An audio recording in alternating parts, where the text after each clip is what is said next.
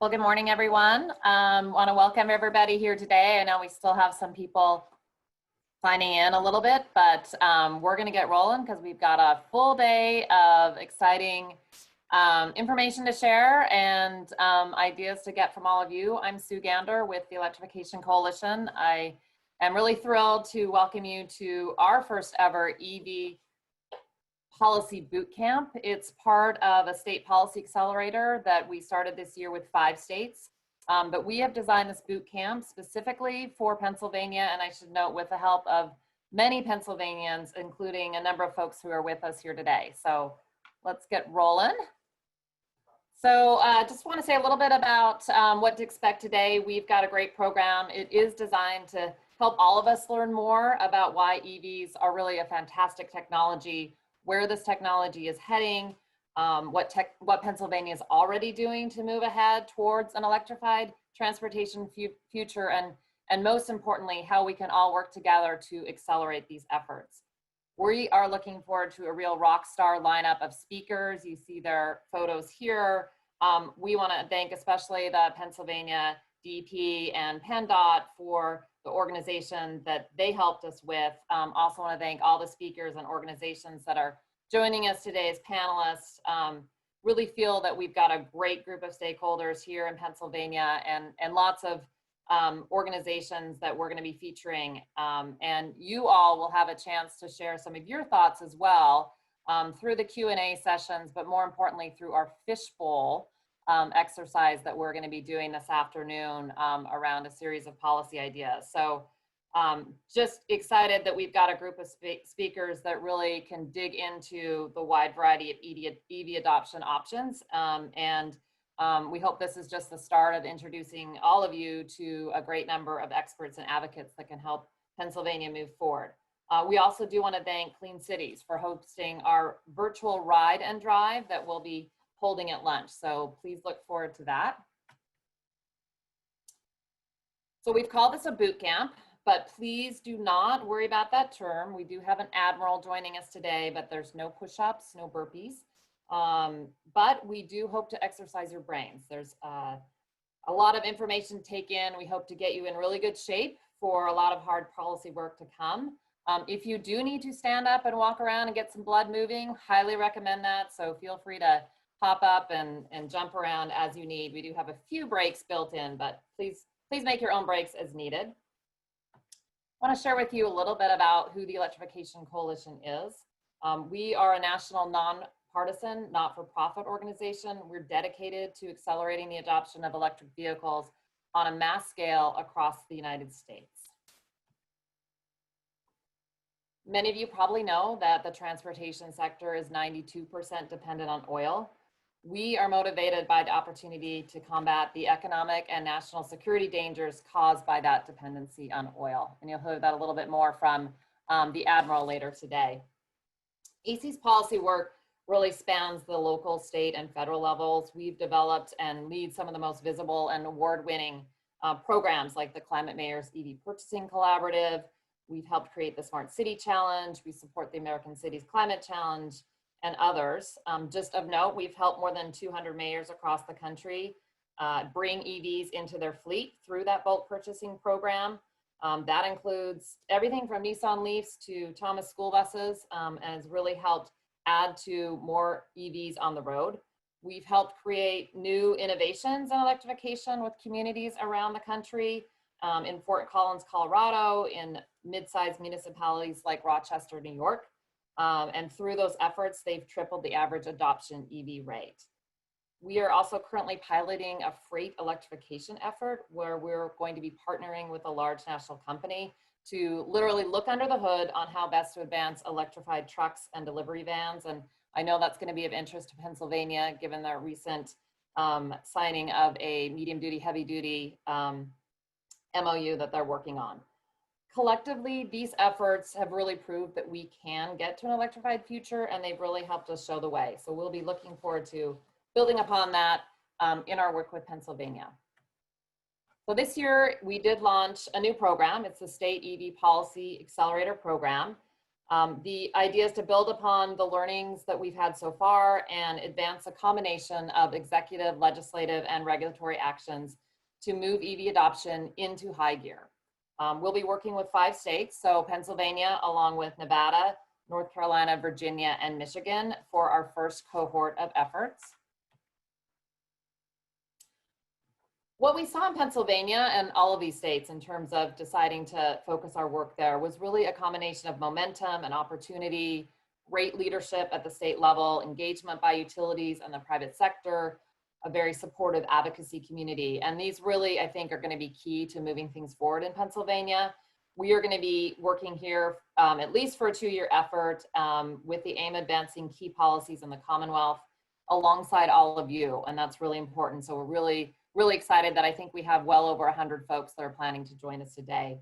We'll be building upon a lot of the things that have already happened in the state and a lot of those building blocks that will help us understand what the best pathway forward is for Pennsylvania. So a little bit about the EV State Policy Accelerator. The Bootcamp is one of 4 pillars of our work. In addition to this effort and the teaching and training and discussions that will go on, we're also developing a policy blueprint to serve as an action guide for our work going forward and our collaboration with all of you. We'll be sharing some of that later this afternoon and hoping to get your input on it. We're developing a Pennsylvania specific toolkit full of analyses and fact sheets specific to Pennsylvania, and we'll be exploring on the ground deployment efforts to really help build support on the ground and inform what our policy work looks like at the state level. In addition to this, we do provide rapid response and technical assistance guidance to states and localities across the country through those partnership programs that I mentioned earlier. So here's a snapshot of our great team, and they all have a role one way or the other in supporting the State Policy Accelerator. We're 20 strong across the country. We've got a really broad network as well of private sector and public sector and advocacy groups that really help us punch above our weight. So we're excited to bring all of that to bear in Pennsylvania. We've got almost every one of these folks with us on the webinar today, and you'll either be hearing from them throughout the program or they will be active behind the scenes. So I do want to give them a shout out as well. We have a very specific Pennsylvania team as well. So leading that team is Alyssa Berger. You'll hear from her later through some of the Q&A and the policy discussion. She is Pittsburgh based and she will sing the praises of Pennsylvania anytime you ask her to. So she's a real big fan, and I know she knows many of you already through her work there across the years. Also of note, we have 2 folks on our team that work at the local level, Cher Taylor and Matt Stevens-Rich, who've been working through the American Cities Climate Challenge and other programs with cities within the Commonwealth. And our national director is with us here today as well, Ben Prohaska. He is going to be moderating some of the Q&A sessions, and you'll hear from him a little bit later in the program as well. All right, so hopefully by now we've got everybody's attention because this is a really important slide, right? This is the housekeeping slide. Please sign in the chat box. We have a huge number of folks here. It's tremendous, but we can't go around and do introductions. So please put your name in the chat box, just name, organization, so folks can know who's here. Again, really excited to have you all here. We are operating under Chatham House rules, so that means please, if you're not familiar with that, it's meant to encourage a free and open dialogue.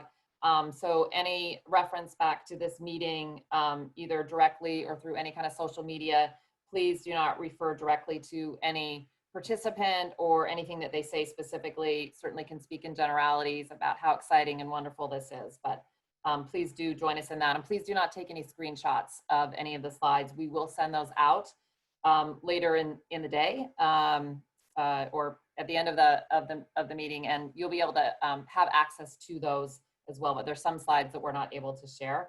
I will note that our Speako bios are all linked, hyperlinked in the agenda. You should have received that. We'll also send that out through the chat. So we will not be doing a lot of lengthy introductions. You'll get a chance to see who these folks are if you pull up those bios. And also just to share with you, this is our first virtual boot camp. We've done a lot of boot camps. We've done a lot of virtual meetings, but this is our first time. So asking you to kind of bear with us with any of the tech problems or other things that might occur. We do have people standing by to help in any way that you need them. So don't feel free to reach out and just let us know if you're having any problems with that. And with that, let's get started. As I said, we've got a great lineup of speakers. We're really excited to have you all here. So buckle up and enjoy the ride. All right. And this is, we'll have this on the screen later, but we do have contact information for Alyssa as our program manager for this team. So with that, very thrilled to welcome Secretary Patrick McDonnell to the webinar. You know him as a great leader. We are just thrilled for him to welcome you as well to this Pennsylvania meeting and share a little bit about what's been going on in the Commonwealth. So I'll let you take it away, Secretary. Great, thank you very much. Good to see you again, Susan, even if it's virtually. As you say, I'm Pat McDonnell. I'm the Secretary here at the Pennsylvania Department of Environmental Protection, and very excited to speak with you all today and explain what DEP and the Commonwealth's commitment is to increase usage of electric vehicles. I will say at the outset, Sue, I saw the Admiral being on and saw Bootcamp, so I assumed after 5 months of being locked away here, I'd actually get the chance to exercise a bit, but I guess we can't always get what we want. So with that, you know, some of the things we've been doing, you know, going back to 2016, we launched our Driving Pennsylvania Forward initiative, and as you're probably aware, it was funded by $118 million that Pennsylvania received as part of the Volkswagen emissions cheating scandal. So we've been working very hard to deliver that money throughout the state. One of the projects there was in February, through a partnership with the city of Harrisburg, electric vehicle charging stations were placed in front of the State Museum right across from the Capitol, adding to nearly 300 that have been funded through the program across Pennsylvania that provide nearly 1,000 outlets to plug vehicles into.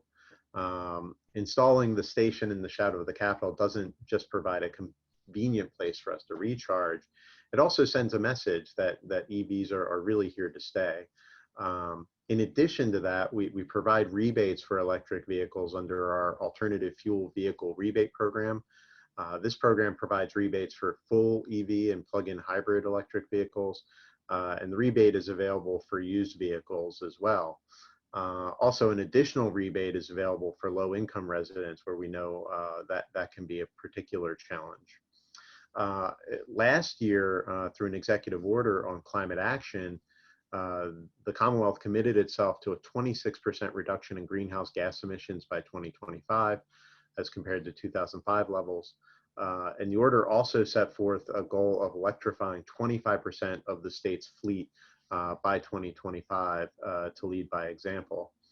As Sue mentioned, last month, Pennsylvania, along with 14 other states, joined a medium and heavy duty memorandum of understanding.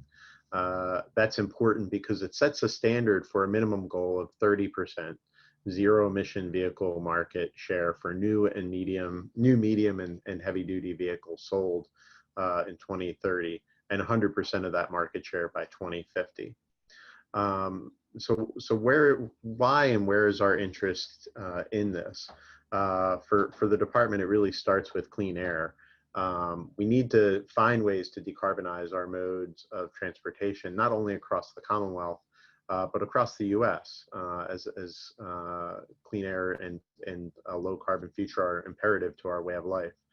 Across our Commonwealth, many communities regularly record high levels of air pollutants, and clean air is a cornerstone of a healthy environment, emphasis on healthy, and PA supports electric vehicles to help reduce the pollutants from auto emissions to improve air quality.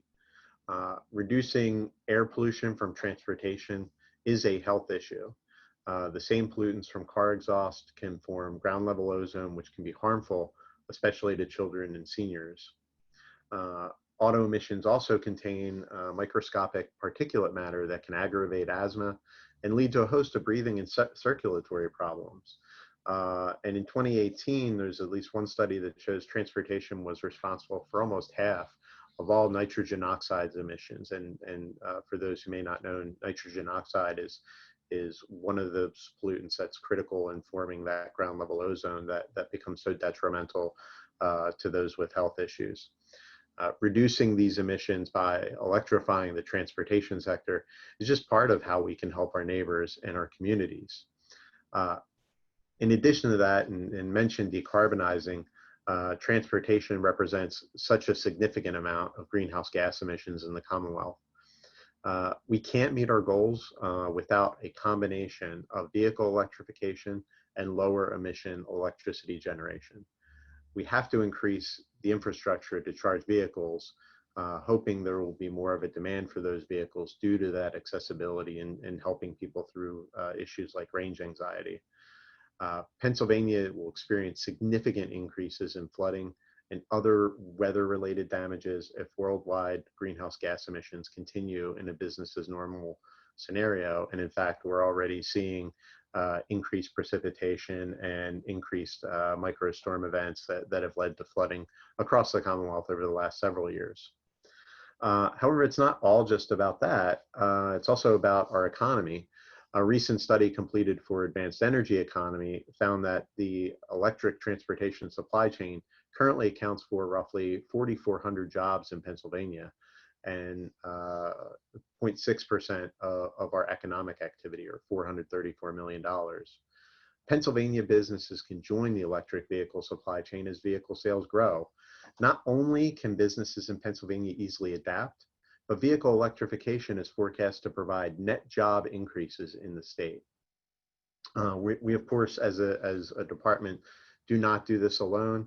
DEP and PennDOT co-lead the Drive Electric PA Coalition, which shares EV information and facilitates discussion and activities that further EV adoption. As we gain greater knowledge of electric vehicle benefits and upcoming industry growth, residents are more likely to support electric vehicle adoption through statewide policy and local agency initiatives.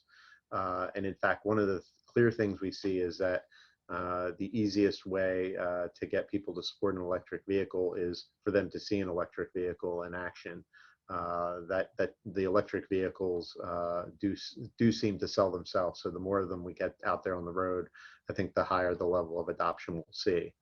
Those electric vehicles benefit everyone, and Pennsylvania should continue to be a leader in vehicle electrification for our environment, for our health, and for our economy. Again, thank you all for your interest. Thank you all for being here today in this virtual setting and for your participation. And I hope you all have a great event. With that, I'll turn it back to you, Sue. Great. Thank you so much. And great to kind of kick that off with some of the real reasons that, that EVs are so important. I am going to turn things over actually to Ben now, who has the honor of introducing Admiral Blair, and I'll let him take it away. Perfect. Thank you so much. And really excited to see so many people joining and all these, the names that people are throwing into the chat box. A lot of them are names that I've known for a long time, and a lot are new, which is really exciting. So it's my distinguished honor to introduce Admiral Blair. He has been a part of Securing America's Future Energy, our sister organization, and then also the work of the Electrification Coalition for quite some time.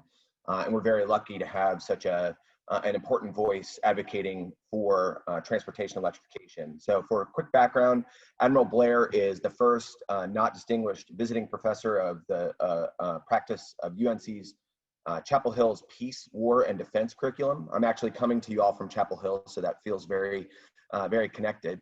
But he was also formerly the CEO and chairman of the board of the Saskatchewan Peace Foundation USA. He also currently serves as the chair of Securing America's Future Energy board, and has been a long-standing member of one of the critical functions of that organization and the combined work that we do of the Energy Security Leadership Council, among many other achievements. So with that, I will let Admiral Blair take it away and share some background on why national economic and national security is such a critical part of transportation electrification. So thanks very much, Ben, and great to hear Secretary McDonald's outline of the importance of electrification. Until a couple of years ago, I was a proud Pennsylvania resident living in Mechanicsburg, which is, of course, as everybody knows, the hub of trucking industry, and with all of those warehouses and the trucks running in and out along the Golden Mile, and of course the Pennsylvania thinks it's the center of cool cars, with the Carlisle Auto Show, which I would swing by every so often, and sometimes long lines of Corvettes would go by our house in Mechanicsburg. So I really enjoyed the 10 years that I spent in Pennsylvania after retiring from active duty. I was only drawn south by family considerations, and so I'm really happy to be here in a Pennsylvania group. I don't think I could add anything to what Secretary McDonald said about the advantages of electrification from a health point of view, from an environmental point of view, from a personal point of view. I drive a Chevy Bolt, which I find to be a wonderful form of transportation. I do have to rotate the tires every 7,000 miles, a real pain in the neck, but it's a wonderful, wonderful vehicle that I think is, as the Secretary said, is just going to sell itself. But what I'd like to talk about are the real national security and national economic context for these local personal benefits that we see. What drew me to this whole area originally 15 years ago was that the dependence of the American transportation sector on oil, petroleum, was a key weakness, a key flaw in our national security structure, because we were so dependent on oil. Not that we imported oil from the Middle East, but that the price of oil going up and down had a huge effect on our economy, and we were the guarantors of stability and a supply of free oil throughout the world. And as I served mostly in the Pacific, I saw that my colleagues who were serving in the Middle East were deploying hundreds of thousands of soldiers, sailors, airmen, and Marines. We were suffering casualties and wars in Afghanistan and Iraq. And the reason for all of that, the reason for our involvement there, was that we had the responsibility, the global responsibility, working with other countries, but nonetheless, it was the United States that took the lead to ensure that that was a stable area and that the oil flowed out of it. Had we not been dependent on that, or had the world economy not been dependent on that oil, we could have treated the Middle East as a very different and relatively minor part of the world. We would have interests there, but we would not be tied into it so tightly and have to deploy as many troops as we did and be so hair trigger tied to it. The fracking revolution, which came in the last 10 years or so, altered that position somewhat, in that the United States was now contributing a lot of oil. In fact, we today are one of the, we sort of trade places with Saudi Arabia and Russia, but we're one of the top oil producers in the world, and we export it. But that has not changed the fact that our transportation system is still dependent on an internationally priced oil. And when that price moves, the Americans have to pay the price if it goes up. If that is volatile, then that destroys the ability of businesses to plan, to allocate their capital, to have steady business. And this whole tie-in to the oil in our transportation sector, 92% dependency, is a huge national security and national economic vulnerability. So by changing to an electrical transportation structure, relying on an energy source which is relatively inexpensive, relatively stable in price, and almost entirely domestic, we greatly increase the national security and the national economic security of this country. So it is all goodness. We face a danger, however, as we move to electrification, in that there's a possibility of trading dependence on Saudi Arabia for dependence on China. Right now, China has listed the electrical vehicle industry as one of its top 10 areas of important future technology. It has invested huge resources into not only the ability to build vehicles, buses, trains, cars, trucks that run on electricity, but it has invested huge resources into the global supply chain, the rare metals, the lithium, the components of that go into batteries and to other components in a car. And if we simply blindly shift over to electricity without thinking through the national security aspects, we risk becoming dependent on China, which is poised to be the leader of electrical vehicle technology in sort of the same way that we have been dependent on the Middle East in the past. So as we make this transition, which you all are talking about today, and with all the goodness involved in it, we needed another set of policies to ensure that the United States, which has taken the lead in EV technology in many areas, retains control over its EV destiny. So we need to ensure that we build up non-Chinese dominated alternatives for supplying the battery components and the batteries themselves. We need to ensure that American companies have the lead and have a huge sector of producing electrical vehicles rather than importing inexpensive ones from the Chinese companies which can produce them. We don't want to have a rerun of the situation that we had with Japan in the 1970s, in which foreign manufacturers were producing the cars that Americans wanted, and we had to go through a wrenching time of really retooling our entire gasoline-powered industry to get our cars up to the standards that Japan was setting. So as we move into this electrical era, which is good for the country for so many reasons, we need to take smart actions at the national level, which will cascade down to actions at the local level in places like Pennsylvania, to ensure that it's the United States that's leading this electrical transportation revolution. And if we pull that off and can shift off our addiction to petroleum for transportation, make it an electrified transportation network, but have it an American-led transportation network, then that's a touchdown. That's a win for the country, which will make us not only healthier and less subject to natural disasters and all of those environmental benefits, but will also put us in a much stronger national security and national economic security position. So the series of boot camps that Pennsylvania is a prototype for, as it is in so many areas, is really important. We need to act locally, but thinking globally. Please keep this national security dimension in mind and understand that you're doing work that not only will make your life better personally, will make your community safer and healthier, but also will benefit the country. So thank you. Excellent. Thank you so much, Admiral Blair.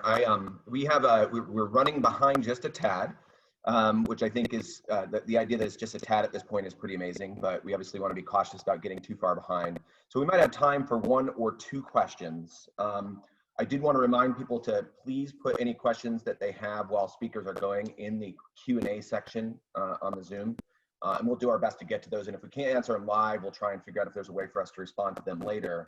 But maybe, I guess, Admiral Blair, one question I would just start with is, when was the sort of big eureka moment that you realized that electrification can play such a key and pivotal role in protecting our economic and national security? That's a good question, Ben. I came to electrification from this national security calculation. So the thinking process was, we need to find transportation alternatives that are not dependent on international commodities prices set on a world market that we often have little influence over, and that are in fact many times controlled by countries that are hostile to our interests and to our way of life. So it was sort of that negative approach. And then we looked around at, okay, what are the technologies that are best suited? And we realized pretty quickly that for something as fundamental and big as transportation, the fuel infrastructure is was the key, and the only alternative to the current system of tens of thousands of gas stations that we have around the world for supplying petroleum is the electrical infrastructure that we have. And at that time, we're talking 15 years ago, there was pretty good, but still expensive and not terribly well-performing technology that was moving towards the possibility of electrical light vehicles and other electrical things. So it seemed that an electric-powered, but less expensive, longer range, better vehicle was the answer. And the more we looked at it, and the more we watched things develop, the more that became the answer. So it was sort of a gradual thought process based on national security considerations. And for a while, as I mentioned in my remarks, the shale, the tight oil, the fracking revolution gave us sort of a faint hope that the United States could actually continue to have a petroleum-based transportation sector, but we would be such a dominant factor in it that that would be okay. But that turned out not to be the case. The 12 million barrels a day the United States produces is still only a fraction of the 100 million that the world produces. It's still a world market. It still is subject to all sorts of things that we don't control. That really reinforced electrification as the answer. Other things may come, hydrogen fuel cells, things that we can't even think about yet. But this infrastructure question means that in the short and medium term, I think electrification is really the most promising and most important alternative right now. Well, Admiral Blair, I really want to thank you for taking the time to help provide maybe different framing than a lot of people think about for transportation electrification. And most of all, thank you for your service, both to the country, but also to the great work that we keep doing. We unfortunately have to move on. We're just to keep on track, but maybe we'll find more times for you to come back and join the great people of Pennsylvania. And obviously this is a topic we could spend hours on just talking to you about it. But again, thank you for joining, and I'm going to send it back to Sue for the next session. So thank you so much. Thanks, Admiral Blair, and thanks, Ben. I knew you could drive home our mission a lot better than any of us, because you're kind of living and breathing it. So we are going to follow your directions in some part. You said to think locally and act globally. So we are bringing in a speaker, an expert who is based in London currently. Gerard Reed, he's the co-founder and partner at Alexa Capital. If you see his bio, you'll be really impressed with all the things he does and his accolades. So I'm going to go ahead and ask him to start sharing his screen as I jump out of mine. And he's going to share with us, based on a lot of the work he's been doing, where is this EV market going and what can we expect? It's an uncertain time with so much of the world affected by COVID, but what can we expect and where might we be going from here? So let me turn it over to Gerard, and then we hope to have some time for Q&A with Gerard. So Alyssa will jump in and help out with that. Thank you. Well, great. Thank you very much for having me. So just firstly, just from a technical point of view, I cannot, the host disabled participant screen sharing, just to let you know. So you need to enable me. Ah, no, I've got it. Now I got it. Great. Thank you very much. Brilliant.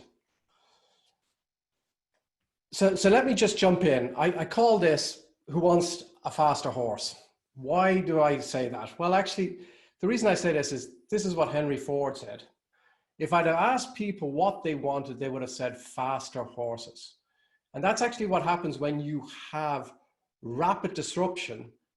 If you ask people what they want, they haven't a clue, right? Because they're coming from the past. Now, what I wanted to do is, we're in 2020 today. Let's go back to 2010. And if we went back in 2010, and we're only 10 years on, I asked the question, would you have been able to predict these things? Number one, could you have predicted that Tesla would be the most valuable car company in the world? Just give you an idea, Tesla's market cap today is bigger than Toyota and Volkswagen together, right? The two biggest manufacturers in the world, Tesla's got a bigger market cap than it. Secondly, could you have predicted that oil prices would have gone negative? That means we were paying people to take oil. Just realize we're paying them to take oil. Could you have predicted that you commercially fly an electric plane? Just so you know, this is in Canada. This was the first commercial electric flight that took place in December of last year. Could you have predicted that you could have bought a self-driving car, right? I mean, in most places it's illegal, but the reality is a Tesla can drive by itself, right? Could you have predicted that a private company called SpaceX would revolutionize space travel, right? And I say revolutionize because none of the space agencies across the world can keep up with what SpaceX is doing. And the other thing I'd ask is, could you have predicted the extent of the pressure to decarbonize? This is Larry Fink. Now, he's not a member of the Green Party, as you know. He's a CEO of the biggest financial institution in the Western world. And you see his claim, the evidence on climate change is compelling investors to reassess core assumptions about modern finance. That's a huge statement. I'm from the finance world. To hear that, you go, oh my God, that's big, right? Then the other thing I would say was, could you have predicted that micro-mobility would become so popular, right? This is just micro-mobility trips in the US, and you know this, most of your cities are full of electric bikes and electric scooters. In fact, it's the same across the whole world. So that's the past. Now I want to go and just look very quickly at the future, right? So I'd make a statement. The first one is electricity is becoming the world's most most important source. It's not, nobody cares about oil and gas anymore, right? If I don't have oil, I don't have gas, I don't care. If I don't have electricity, nothing works, right? Our value chains across the world collapse because we're so dependent on internet and electricity for everything. Our digital devices need electricity, not oil and gas, right? And if you look going forward, the big power users across the world are Google, Apple. They're companies like this, right? They're not the chemical companies. They're not the car companies. They are the producers, the people who deal with our data. The second thing I would say to you is physics and economics. Physics always wins, right? It takes a long time, but if you add economics to it, it happens very quickly. I just took Germany and I took Minnesota, and just gives you an idea what you've got with the internal combustion engine is you lose a huge amount of that oil as it goes into the car. It's burned, it gets wasted away through heat. And the bottom line is today, anywhere across the world, what you've got is to fuel a car, you're going to fuel it with electricity, right? Because electricity is just more, it's much easier to use and you can control those heat losses, okay? And again, it's economics. Would you be clear on it? It's economics. This is not, you know, me hugging a tree and saying we have to do this. This is economics and physics driving it. Third thing is, and this is a project that we're doing in the UK. We're taking the biggest diesel bus company in the UK. They have the largest fleet in the UK. We're electrifying their fleet. Why are we electrifying their fleet? Well, really because in the UK, they drive on the right-hand side of the road. And guess what? There's not a big second-hand market for right-hand drive diesel buses. So they realize we have to be at the front of this. And I just show you this here. It's economically viable as well, okay? Third thing I would say, we talk a little bit about technology. I hear this all the time. Oh, range and this, that, and the other thing, and it won't work. Oh my, you have to realize the technology change in the battery space is pretty amazing. And the big change it's going to be, there's two changes. It's not about cost anymore. It's about range and lifetime. Range and lifetime. A battery at present, if it's in a Tesla today, it'll probably do 300,000 miles. The next generation batteries will do 1,000,000 miles, right? And the second thing that they do as well is they will give you a longer range. So you're very close to the point where we're going to have 1,000 kilometers, 500-mile range for cars, for the normal electric car. The other thing is low-cost renewables. And again, I'd say this is very important to me. If I look at this, this is looking US, China, India, Germany. Guess what? The lowest cost form of generating electricity is not coal or gas anymore. It's solar and wind. And that's why we build it, right? We build it as a finance guy. I'm always going with the low cost guy. I'm not going with the high cost guy. So the next point I would say to you is digitalization. I'm very clear that we are now digitalization 2.0. I don't think most of us have an idea what this means, but for me, this is going to be the biggest technology shift in my lifetime. I'm 50 years of age, right? And there's five combinations. It's cloud computing, it's IoT, that's connecting all devices together, big data, artificial intelligence, and 5G. And I say, well, why is this being driven? It's being driven by economics, right? You're automizing things. That's what we're doing, automizing things because it's cheaper, right?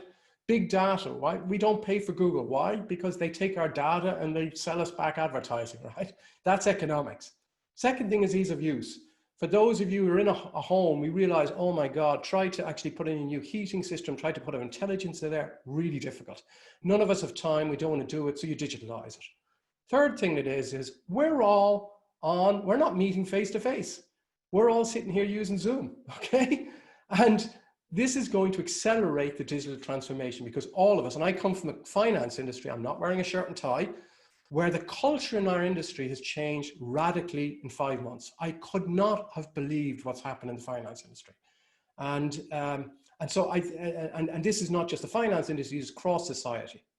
Next point I'd say is innovation. Innovation will accelerate. Why will it accelerate? Number one, because of artificial intelligence. This, and I just want to give you an idea, those of you who've played chess, AlphaZero is a Google company who, at the end of the day, they've become obviously the best chess player in the world. But what's really interesting is they've come up with new strategies that the human being is not.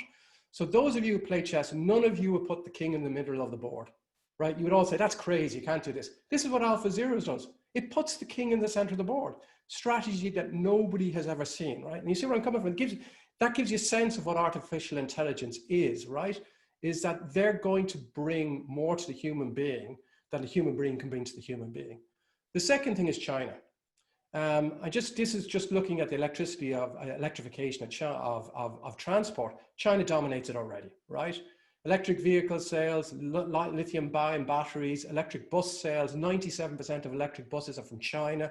Electric scooters, all those running around the US, they're all from China. Rare earth metals, graphite. The state has made a very clear statement that, hey, listen, we need to dominate this going forward. The other thing to clear on China is they're also dominating next generation technologies, right? So if you look at this in terms of machine learning, yeah, the US might be ahead, but artificial intelligence, the most critical technology, patent-wise, China's ahead. So what does this mean? Well, first and foremost, I'd say to you is the first mass usage of artificial intelligence is going to be in vehicles. I have a small farm here. The tractors already are autonomous, but they are not allowed by regulation to use it full autonomously. It's only a matter of time. 5 years away, no drivers for tractors. Second thing is my daughter's 10 years of age. She will not learn to drive. That's the statement. She will not learn to drive. Why? Because it's just too expensive for her to drive. Number one, because the cost of owning a car, if you just do it through a car sharing, is much cheaper. Secondly, the cost of insurance is going to go up because an autonomous car is cheap, and, right? Whole pile of reasons why this won't happen. Third thing is, and just so you get an idea of what's happening in the automobile industry, we didn't talk about Uber. Value in transport is moving from product to mobility services. Okay, the Volkswagen, Daimlers, Chryslers of this world, you can see what's happening. The value that they have and that they're creating is not very high and means that businesses are going to be under pressure going forward. Fourth thing is, those of you who have a car, the car actually, how to differentiate one car from another is through software going forward. It's not hardware, it's software, right? This is what Tesla very clearly does. They're able to give you upgrades of software, et cetera, et cetera. I have a BMW electric car, forget about it. They're, in terms of software, way behind. Fifth thing, I'll make a big statement. Every car within a decade will be fully electric. And electric means, it doesn't necessarily mean electric can also be a hydrogen car because a hydrogen will create fuel cell, right? The fuel cell will power the car. It's electric, right? And again, I say why? It's economics first and foremost. And secondly, it's fun. Go and test drive a Model 3 and you just enjoy the acceleration of this car so much. You won't go back to your big old pickup truck, right? You just won't go back to it. Sixth thing is big oil and big auto will become major players in electricity. I just want to give an example. BP yesterday made a $6 billion write-off of some of their oil assets. They've said they're going to half oil production and gas production over the next 10 years. And all of it's going into renewables and electrification. They want to be the biggest player in EV charging in Europe, et cetera, et cetera. Volkswagen car company has set up an energy company called Ellie. Why? Because they want to supply power to their customers, right? They don't want you buying power from the utility, and they don't want to make the mistake they made 100 years ago of letting an oil company take that value. The seventh thing is we will see other forms of transport. And obviously, the obvious one is drones. Drones are very clearly coming. Amazon are going to roll this out very, very quickly. But I will also make a point. This is down below. It's a company from Munich, Germany. Lilium Jet, autonomous plane, right? That's what it is. An autonomous electric plane. It has a range of 400 kilometers. Okay, that type of thing we're also going to see going forward. Now, what does this mean for you? I think what it means for anybody, if you look forward, there's an opportunity to create global champions at the start of the 20th century. Because at the start of the 20th century, we had the oil and gas and we had an automobile revolution. And these great companies came into being, which have dominated for the last 100 years. Well, I live outside Berlin in Germany now. I work in London. Tesla is building a new factory beside me, 10,000 jobs. Why are they not going to southern Germany? Because southern Germany is the old world at the beginning of the 20th century. That's where Bosch and Daimler and that stuff is, right? We're in the new world is digital, right? And that's the opportunity that I would say you guys have as well, is that you don't have big automobile industries. There are three unknowns, I would say, from my exec. I don't know if the incumbents will survive. I don't know if Ford will be around. I don't know if Siemens will be around. I don't know if GM is around. I really haven't a clue. Because they have to adapt very, very quickly to the changing times. The second thing, and I say this as a European, but also as an American, you have to be really, really concerned that there will be a major shift in wealth, particularly to China, but also to India going forward. And the last point I will make is, and this is a very big challenge to all of us, will we be able to replace all those jobs lost by digitalization? In particular, truck drivers, but you can imagine it's train drivers, it's bus drivers, it's taxi drivers. And again, you might try and say, oh yeah, we're going to protect these jobs, et cetera, but economics will drive you not to protect these jobs. At that point, I'll stop. I think that's it from my point of view. Perfect. Well, Gerard, thank you so much for your presentation and background. I think that in some ways you kind of circled back a little bit to some of Admiral Blair's remarks about the idea that the U.S. really needs to figure out how to make sure it retains its commanding heights within the industrial sector for the automobile industry. We don't want to be left behind and trade, and his specific point, but trading Saudi Arabia for China could put us in that sort of same economic and national security challenge. And so I think if anything, the sort of American ingenuity has a great opportunity to rise to the challenge and put us in a position to be a leader in electrification. But I guess, and just as a reminder, please send in your comments and questions, and we'll try to get to as many as we can. I guess, how at this point right now, and just looking at the world as it is, how do you think the current geopolitical situation is going to affect our relationship with, the global supply chain for EVs and how that might affect America's ability to play a leadership role? Well, listen, first and foremost, you have the leader. And that's Tesla, right? And you need to build on that. And as I said to you, Tesla is about software. And if you think of the strengths of the United States, it's IT and software, right? It's the biggest companies in the world are Microsoft, Apple, Amazon, right? Google. That's the strengths you have. And you have to build on that strength, which is, these cars are going to become, they're technology platforms on wheels. That's number one. And number two, I would also say is, that we also have to think beyond those cars, right? Because I'm very, very clear that my daughter at some point will be flying around in some form of electric vehicle that flies, right? So I'd say we have to really think in terms of the future as well. But I think the challenge that we have is we have to let go of the past to embrace the future. And it's very difficult when you've got a very big oil and gas industry, oil and gas lobby. This exact same thing you would say in terms of any incumbents, they block the change. The advantage that China has is they don't have these incumbents, right? China made a very clear strategic decision that they were never going to get a competitive advantage in the internal combustion engine. So they're going to jump to the next technology. And they also realized they didn't have an oil and gas industry. So they jumped. So the challenge that we have is to embrace these changes and make that jump faster than China. And actually, I'm very positive that we can do that because I do a lot of work with the Chinese, and the Chinese are not innovative. What they do is they copy things and they throw bodies at things. But you know, we're talking real innovation in and around brand names, in and around technology and real engineering. And I think that's what we need to go back and focus on. But it requires political leadership. There's no doubt about that. And maybe the example I would give in Europe is that Europe realized that the future of the automobile industry is at risk because we don't have any battery manufacturers. So the European Union, together with the major governments in Europe, what they did is they put together a battery alliance. And now we're getting, you know, we'll end up at a situation where within about 3 years, 50% of our batteries will be made in Europe, right? And I don't see that in the United States, I would say, right? You're going to be importing from China because, well, you might be importing from China depending on the diplomatic relations, but the problem is you don't have those factories there. And I think that needs to happen. I would also say the other advantage that you have is the United States has a lot of the materials and minerals that are needed for electric vehicles, right? Right? You have lithium there, you have manganese, you have all these materials, right? So you have an opportunity that probably we don't in Europe have because we don't have those mining materials.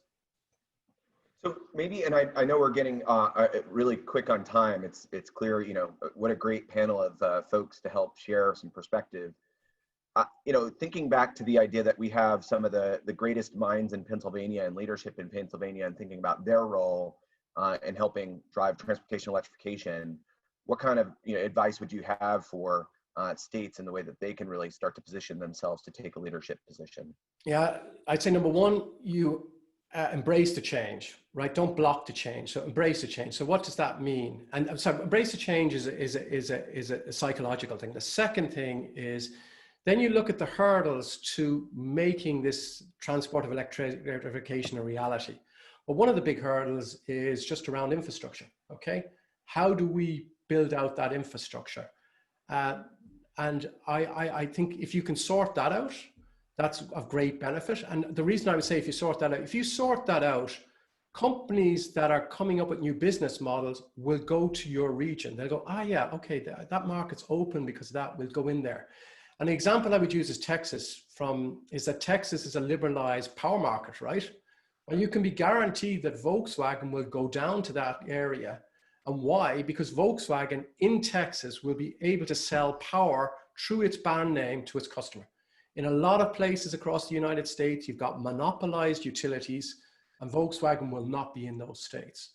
So that's just an example of something that you really have to think of what the hurdles are to rolling this out. I would say another thing is school buses in the US. I'm looking at these from whether one can electrify them, and we can, but you need regulatory changes to do this. And actually, this is a win-win because, I mean, these are heavily polluting buses. And I know they're iconic in the US, but I think we have to think about the health of our kids first and foremost. And that, being a leader in that area, you could have a business that's retrofitting all these buses across the states and. So I think there's huge opportunities in that area. Again, think of my region, small little region, east of Berlin, 10,000 jobs because we've got a Tesla factory in and the equipment factories around it. And I'm in a poor area. I'm not in a rich area, right? So that's what I would say, Ben. Well, thank you so much for taking the time to join us today and the great background and presentation. We have to move on to our next section. I think we'll have a lesson learned where we need to build in maybe a little bit more time for Q&A the next round of boot camps that we do, because I think that there's a lot of great questions coming in, but we'll do our best to make sure we answer those questions in the chat box or follow up later. So with that, I'm going to pass the baton back to Sue so we can move on to our next section. Great, thank you. So yes, we're going to move right along. We have one more session before our break, so please hang in there.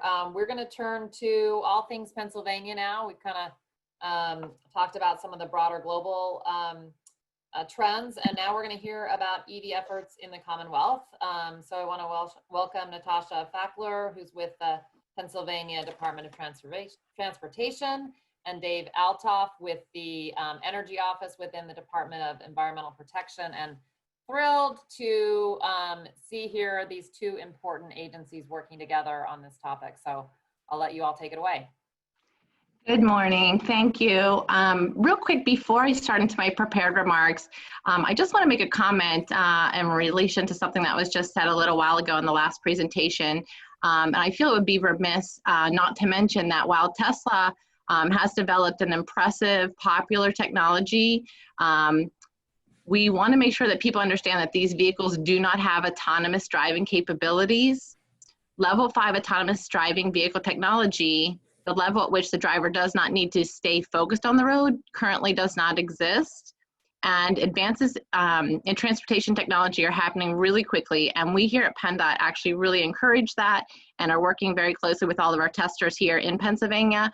But while we excitedly await level 5 automation, we encourage everyone to stay fully alert at the wheel while they're driving. So I want to just quickly say that safety is our #1 concern here in PennDOT. So quickly switch back over to my prepared remarks. So here at PennDOT, our agency is tasked with maintaining nearly 40,000 miles of state-owned highway and roughly 25,000 bridges. And we also help manage ports, airports, passenger and freight rail, and all other modes of the transportation sector. And as an agency, we're deeply aware of our costs and assets, vulnerability, in extreme weather. Extreme flooding causes astronomical costs, economic losses, and safety concerns. So in 2017, we put together a team and published an extreme weather vulnerability study. This study identified areas of flooding concern around the state. And in 2018, unfortunately, we saw those concerns brought to reality. And that year alone, our agency spent more than $150 million in emergency repairs due to flooding, landslides, and other extreme weather events. So we know that flooding events will become increasingly more common due to climate change until and unless we change our course of actions. Secretary McDonald mentioned this at the beginning of his remarks, but here in Pennsylvania, you can see that transportation sector is the 3rd largest source of greenhouse gas emissions. And one of the important strategies for our agency to protect our infrastructure and the taxpayers' dollars that go to it is to reduce our carbon emissions from the transportation sector.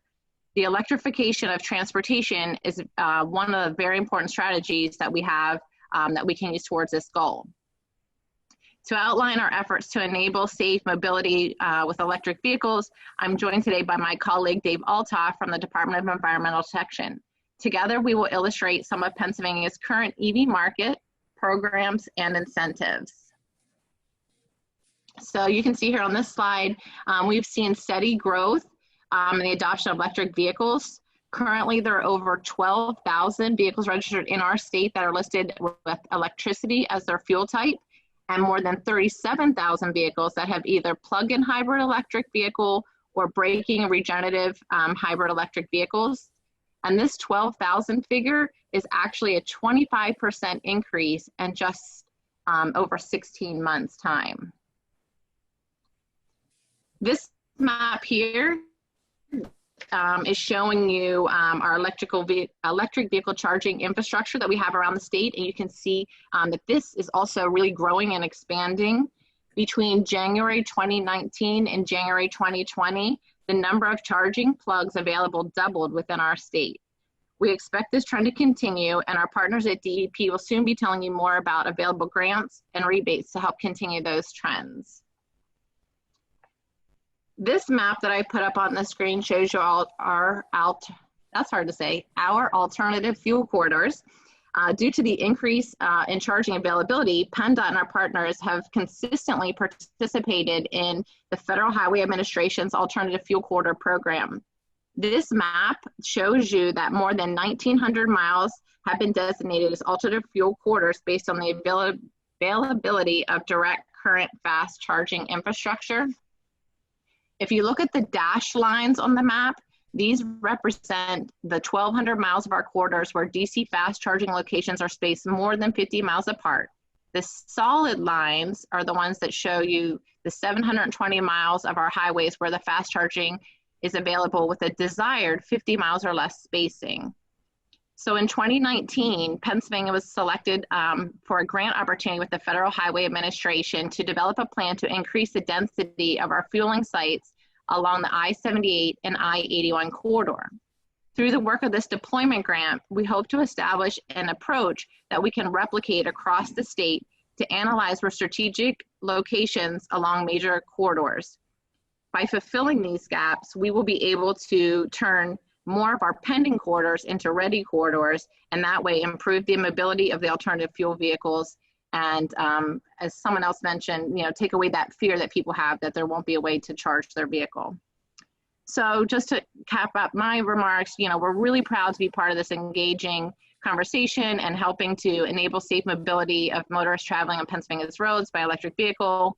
And with the end goal of actually helping to reduce our greenhouse gas emissions from the transportation sector. And at this time, I'm going to turn it over to Dave at Department of Environmental Protection. Thanks, Natasha. Just to show how well we work together with PennDOT, Natasha is going to continue to drive the presentation while I talk. So it's totally a shared effort all the way through. I'm the director of the Energy Programs Office at Pennsylvania DEP, and we are actually the state energy office for Pennsylvania. And of course have been running alternative fuel vehicle programs for as long as I've been there, which is now 22 years. So back in 2017, I think it's important to note that we were doing some discussions between our agencies, PennDOT, DEP, Department of General Services, Department of Conservation and Natural Resources, as well as the Public Utility Commission, seeing what was on the horizon with regards to electric vehicles, EV infrastructure, and having discussions about how do we have penetration with regards to EVs throughout the Commonwealth of Pennsylvania. And while those talks were great, talk is cheap, we needed to do something. And we started to rally around putting together an electric vehicle roadmap. We used some of our funding from our state energy office to hire a consultant, which really put together strategies, scenario models, but maybe most importantly, just to get down, what is the state of the EV market in Pennsylvania? And what are barriers to adoption to the EV market in Pennsylvania? Putting pen to paper and getting folks together to really talk about this, think about it, made it more real. It wasn't just talk, it was strategies that we need to deploy to recognize a lot of the benefits that Secretary McDonald talked about earlier today. Next slide, Natasha.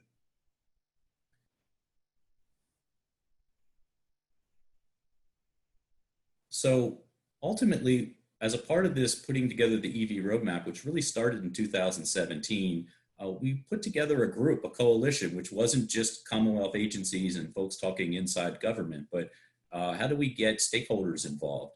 And we started having coalition meetings, which really turned into this Drive Electric PA coalition. And we utilized the information we gained from our stakeholders to sort of create this robust EV roadmap. And that coalition has then carried through, and we continue to meet 3 to 4 times a year. We perform events together, education and outreach events such as this upcoming Drive Electric Week, September 28th, October 2nd, EV seminar series. Folks really take the opportunity to share what is going on in the state of the marketplace in Pennsylvania, and to also look for gaps whereby we can all work together to deploy this technology in PA. Next slide. Part of our baseline on this is that our office has been running the Alternative Fuels Incentive Grant Program, as I said, since really the late 1990s. And as Natasha was showing you earlier with regards to the FAST Act corridors, a number of the refueling facilities had already been built along the way, and it was due to our implementation of this Alternative Fuels Incentive Grant Program. It is funded through a utilities gross receipts tax. So $250,000 of our utilities gross receipts tax provides annual funding that then we turn and use to provide rebates for individuals to purchase alternative fuel vehicles, which is 99% EV vehicles today, whether it be plug-in or fully electric vehicles.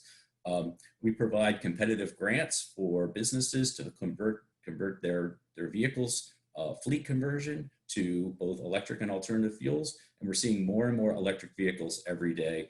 And also with regards to DC fast charging along those corridors, we took a segment of this funding and specifically aimed it towards the fast act corridors such that we could build out DC fast charging along these corridors and fulfill gaps to show that Pennsylvania is indeed open for business, and you can bring your EV to PA, travel all along those corridors, and visit the wonderful tourist attractions and other things Pennsylvania has to offer from our neighboring states. Next slide.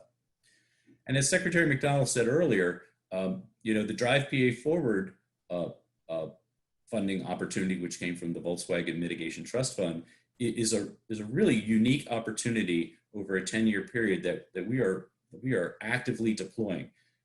We used the full 15% allowed under the Mitigation Trust Fund to support EV infrastructure, which 15% doesn't sound like much, but Pennsylvania's portion of that is $17.7 million. So we are deploying $17.7 million for level 2 rebate programs and for DC fast charging programs. And on top of that, there are opportunities for medium duty vehicles and heavy duty vehicles to be electrified together with electric infrastructure. Those are competitive grants. And we need folks to submit those projects to us as a part of that competitive solicitation.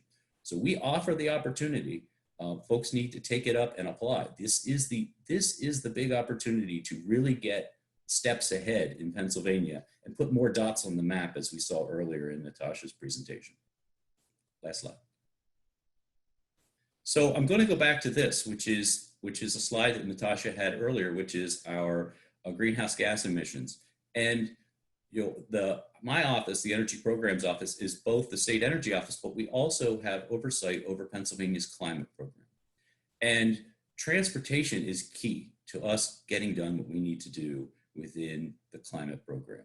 And while Natasha discussed that 24% of our greenhouse gas emissions were in transportation, 66% of our greenhouse gas emissions are due to fuel consumption. And so when you look at the residential, commercial, industrial, and transportation portion of this pie chart, a lot of that is reflected of fuel consumption. And at times, greenhouse gases can be a bit abstract. And I think that's what we learn here as the climate program is sometimes we have trouble discussing what climate is, how it occurs, what folks can do. But what is not abstract about fuel consumption is the transportation marketplace. Folks are familiar with fueling their vehicle. Folks are familiar that vehicles have a tailpipe. And as such, folks can understand that this move from fossil fuels, from gasoline and diesel, towards electricity, towards a vehicle that does not have a tailpipe, is contributing to our ability to combat climate change and lower greenhouse gas emissions. So I think this is a really important point that the transportation sector, particularly the electrification of the transportation sector, is something that resonates with folks at times with a challenge that seems to be abstract, but is very tangible in that you can change the way you fuel your vehicle and that electricity is cleaner than fossil fuels. So with that, I'll close my remarks today and just say thank you very much. And I'm so excited that we are a part of the Electrification Coalition, that Pennsylvania was chosen. And we look very, very forward to the next 2 years of collaboration towards meeting our goals. Excellent. Thank you so much, Natasha and Dave. And I will say, I didn't mention explicitly, but your enthusiasm, those of many others of your colleagues, was really a big reason that we thought this partnership would be a good direction. So we are thrilled as well. We are going to go ahead and give everybody a much earned break. So thank you for hanging with us. We've got time for you to grab some coffee, stretch your legs. We'll just be showing some fun EV facts and figures if you want to sit tight and look at that. And then we'll be jumping back on in 10 short minutes, so don't stray too far. We've got another great set of speakers, a little more time for some Q&A. So we'll be back with you soon. Thank you all. All right. Hope everybody got a chance to grab some coffee, stretch their legs, what have you. We are jumping back into things and delighted to have Adam Bean join us with a few minutes here to showcase a really exciting new EV data tool that they've developed at the Delaware Valley Regional Planning Commission. They're a great leader in this space, and I think this is one of the first times that this tool is actually being shared that's geospatial approach to looking at EVs and charging. So I'm going to let Adam take it away. Thank you. Great, thanks, Sue. Good morning, everyone. I hope you're enjoying your coffee. My name is Adam Beam, and I'm a research analyst in the Office of Energy and Climate Change Initiatives at the Delaware Valley Regional Planning Commission, or DVRPC for short. I'm here to tell you about a tool we have developed to plan for the growing number of electric vehicles on our roads. So a little bit of background on DVRPC. We're the federally designated metropolitan planning organization for the 9 counties of Greater Philadelphia. And that includes 5 counties in southeastern Pennsylvania and 4 counties in southern New Jersey. The Office of Energy and Climate Change Initiatives has been working in the EV space for quite some time, even before my arrival at DVRPC. We've developed a couple of EV readiness plans for the region and have served on several EV advisory committees and task forces. From our work, we've seen, the EVs are here and they're growing in number. There are more models and larger batteries on the market, not to mention falling costs. So there's plenty of state incentives as well to further encourage transition to EVs. Given that the market is shifting quickly to EVs, we want to find ways to provide solutions for the future needs of our municipalities and counties, answering questions that are unique to EVs. So for instance, how do we determine where EV owners will live, work, and charge? How do we make sure that we're installing the right kinds of EV charging infrastructure in the right places to be beneficial to the most people? And then how do we provide infrastructure that people want, but they may only use very rarely? So to work on answering these questions, we turned to the experts. We partnered with Gil Tall and his team of researchers at the University of California, Davis Plug-in and Hybrid and Electric Vehicle Research Center. For over a decade, this team has been at the forefront of EV penetration modeling and market research. One of their modeling initiatives was their EV planning toolkit, which they built for use in California, and it was funded by the California Air Resources Board. DVRPC worked with the UC Davis team to calibrate this toolkit for use on the East Coast using data from the DVRPC region. DVRPC was the first organization to work with UC Davis on calibrating the tool for use outside of California, and we believe that the toolkit will be useful for regions up and down the East Coast. There are 3 components to the tool. First is the market analysis tool, which uses census data, vehicle registration data, and some commuting data to project which households will purchase electric vehicles given the future electric vehicle penetration scenario. Then there's the workplace charging tool, which provides workplace charging demand estimates based on the projections from the market analysis tool. And this tool also allows the user to set pricing scenarios, which we'll see in a little bit. And then finally, there's the fast charging tool, which evaluates demand for DC fast charging based on travel patterns and demand at existing and proposed sites. Unfortunately, we haven't quite found the data yet to calibrate this tool to the East Coast. The end results of the entire toolkit allows the users to evaluate where EV owners will live, work, and charge at the census block group level. This in turn can help governments, property owners, electric distribution companies, and others to plan their infrastructure investments to accommodate the future growth of electric vehicles. So there's a brief overview of how the tool works in the slides that will be sent out later, and there's a much deeper dive on our website. However, for expedience's sake, I'll just jump straight into the results. UC Davis ran this tool for 3 regions, the DVRPC region, the entire Commonwealth of Pennsylvania, and the entire state of New Jersey. The results are all available on DVRPC's website in an interactive mapping application, which you can go to at this tiny URL here. We have also provided the underlying data and shapefiles into our GIS data portal. So now we'll move into a quick demonstration of the tool. So this was where you'll go initially once you hit that tiny URL. It's a great splash page, and then there's a ton of information about all the different ways that you can use the tool, the background, all the data sources.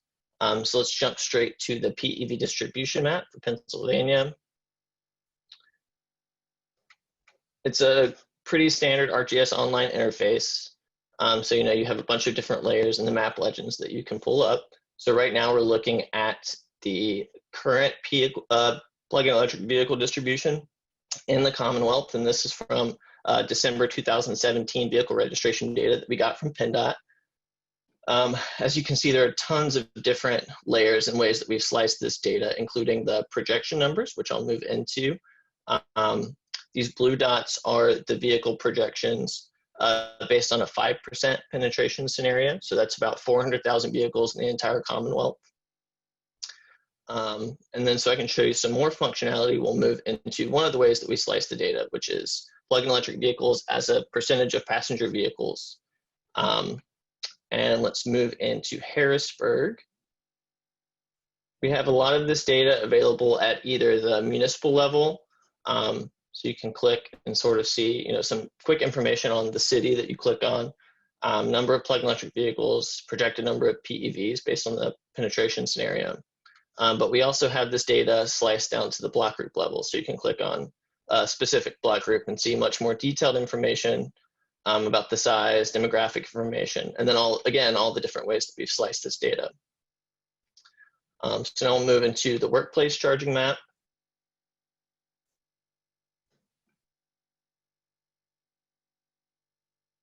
Again, pretty standard ArcGIS online interface, nice splash screen to tell you all about it. The workplace charging demand data is based upon the 5% penetration rate that we saw before for PEV distribution. Again, layer list, legends. Again, we've sliced the data tons of different ways. I'll go ahead and zoom into Harrisburg to give you a better demonstration about what this looks like.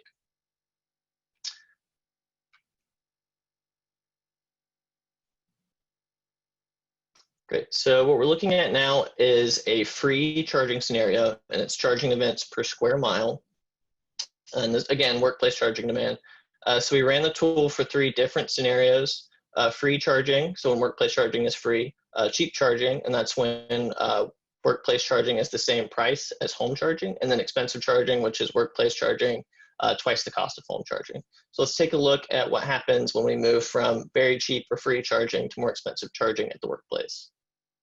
So with cheaper charging, we did see quite a bit of loss in demand, and then further loss in demand for expensive charging, and that's kind of what you would expect. And so we're hoping this tool can help, business owners or other large employers determine, one, either, how much charging they need if they're planning on providing free charging to their employees, or 2, how can they price that charging in order to meet the demand that they're able to provide. So again, for another demonstration, let's change the base map to something that has a little bit more detail. And then we move back to free charging so that we have a little bit more contrast. So we may be wondering, we're in Harrisburg, what's this block group that's this bright yellow color? So what's underlying it, what could be the cause for that? So each layer you can set the transparency ranges for. And so we can see that underlying this block group is the state capitol building. So, a large employer and one that maybe pays wages a little bit higher than average. So those employees would be more likely to afford an EV. All right, so we'll quickly move back into the presentation. Again, the last piece of the puzzle is this fast charging tool. We think that it would be tremendously useful for states working to site fast charging on highways. Again, a lot of this is based on the long trip data that we don't have, but we have seen a potential to use INRIX data or other cellular data, but it can be cost prohibitive to acquire.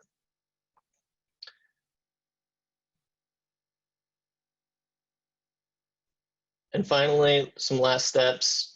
We're currently updating the data. We're working with PennDOT to update our vehicle registration data from 2017, 2020. And then we're using this tool to support our partners and stakeholders, like state governments, regional planners, the electrical distribution companies that may find a lot of use out of, knowing where future load will be. And then local governments, businesses, developers that we've already talked about. And then finally, trying to get that fast charging tool calibrated for the East Coast and integrating it into this online tool. So I think that's it for me. And thank you very much. All right, Adam.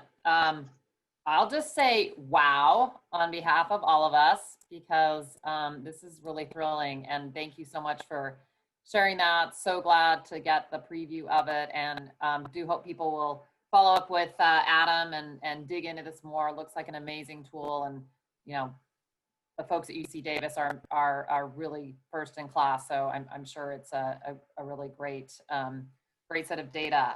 We are going to go ahead and so let me just kind of do a quick transition here to our next speaker, who we are really thrilled could join us. Joel Espinino is with the WEND Collective. He worked for a number of years with a group called the Greenlighting Institute, and is a real expert in the area of equity and justice around transportation. So I'm going to let him go ahead and share with you some really important thoughts that we hope will become front of mind as we all move forward on developing an EV future for Pennsylvania. So take it away. Great, thank you. Can you all hear me? I just want to make sure real quick. Loud and clear. Awesome. So hi all, my name is Joel Espino. I'm with the WEN Collective. Thanks for having me. I was asked to share some thoughts about the intersection of equity and transportation and electrification, and why those two things, coming together are critical for progress. And, I kind of just want to start by situating this session right in the moment that we're in, both in terms of COVID and the murder of George Floyd. And I just wanted to name that and say that, what I'm about to share here is interlocked, right, with the ways in which our policing system is disproportionately killing Black lives, and the ways in which COVID is hitting Black, Indigenous, and Latino communities the hardest.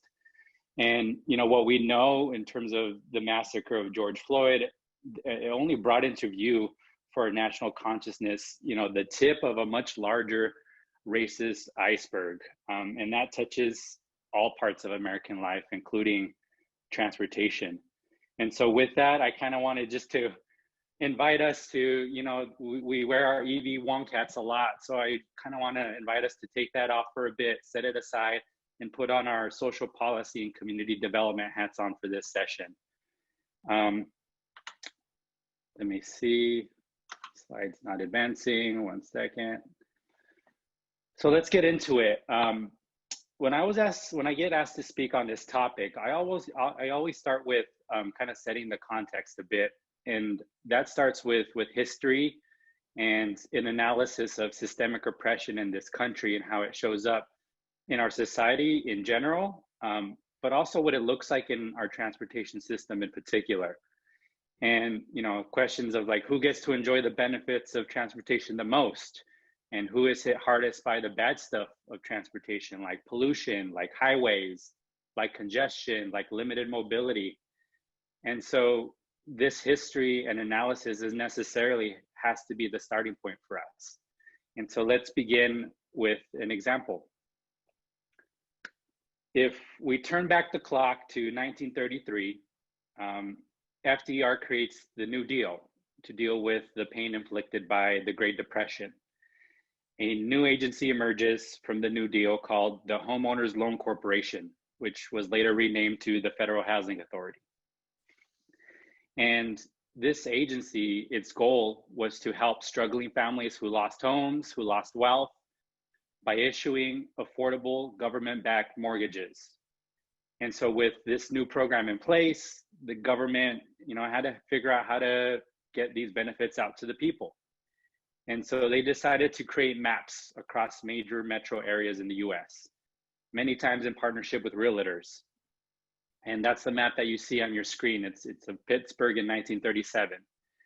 And they used a color code system. Green meant best for providing this mortgage benefit. Blue meant desirable, yellow meant declining, and red meant hazardous, signifying the level of risk for lending money in this benefit to that part of the city. And so what we know now, as we look back, is that the primary indicator of risk was race. And so how did this work? What you see on your screen is an area description created by agents of the federal government. This is from Lower North Philadelphia, which is a historically and predominantly Black community. And as you can see there in the red, the racist and offensive language of, quote, Negro concentration as a detrimental characteristic of this community and the reason for its redlining and disinvestment. And so for all intents and purposes, right, what we're talking about here was, is a state-sponsored system of segregation. And so for good measure, there was a manual that the Federal Housing Authority put out. And in this manual, it recommended using highways as a good way to separate Black neighborhoods from white ones. And on top of that, we also know that, highway projects often cut through and devastated communities of color. And so this is the evidence, right? And the point is that since the founding of this country, there has been many policies, many practices by government and the private sector spanning multiple generations, right? And together, they have worked to prop up white supremacy, anti-Black racism, and other types of racial oppression. And so redlining is just one of many examples. And so what ends up happening, right, is that this history, it accumulates, it compounds over time. And when you zoom out and ask, what does this mean for society at large? We very clearly see that these policies, these practices, these attitudes create glaring structures of inequality across our society. And the way that this history manifests today in the present is through racial disparities, right? In every indicator of well-being. And so we end up with things like environmental injustice, right? Where Black and brown communities are hit first and worst by transportation, as you can see from this data from Pennsylvania. We end up with economic injustice, where currently the US is facing a growing racial wealth gap. And what you see on the slide is data from 2015 that shows that for every dollar a white family had, a Latino family had 10 cents and a Black family had 8 cents. And okay, so what the heck does all this have to do with transportation electrification? Well, yeah, I kind of just wanted to start with laying this foundation because it's core to the equity focused work, right? And I think in particular, I'd be remiss to not start here, particularly with this audience. And so, you know, as I, you know, myself as a racial justice advocate, I see every policy on transportation electrification, every program, every budget as an opportunity to break this cycle of inequality, right? By leveraging the benefits we know that are inherent in EV technology and in EV policy, like clean air, like cost savings, like economic development. And so now that I've kind of got you all bought in here with me, how do we do this, right? What's the starting point? Here's a way to start. Any clean transportation effort that has an aim to be equitable and just must address structural inequalities in these 5 ways. They must directly address past harm, and that means equitable distribution of benefits, meaning the hardest hit people and communities should get the most benefits. That's just, you know, basic principle of equity. Second, those closest to the pain are closest to the solution, right? So the effort must be community driven as much as possible, and it must advance a participatory governance structure. And, you know, your EV effort should work to shift the usual power dynamics, right? To be bottom up and not top down, to ensure that mobility needs and priorities of community are being met.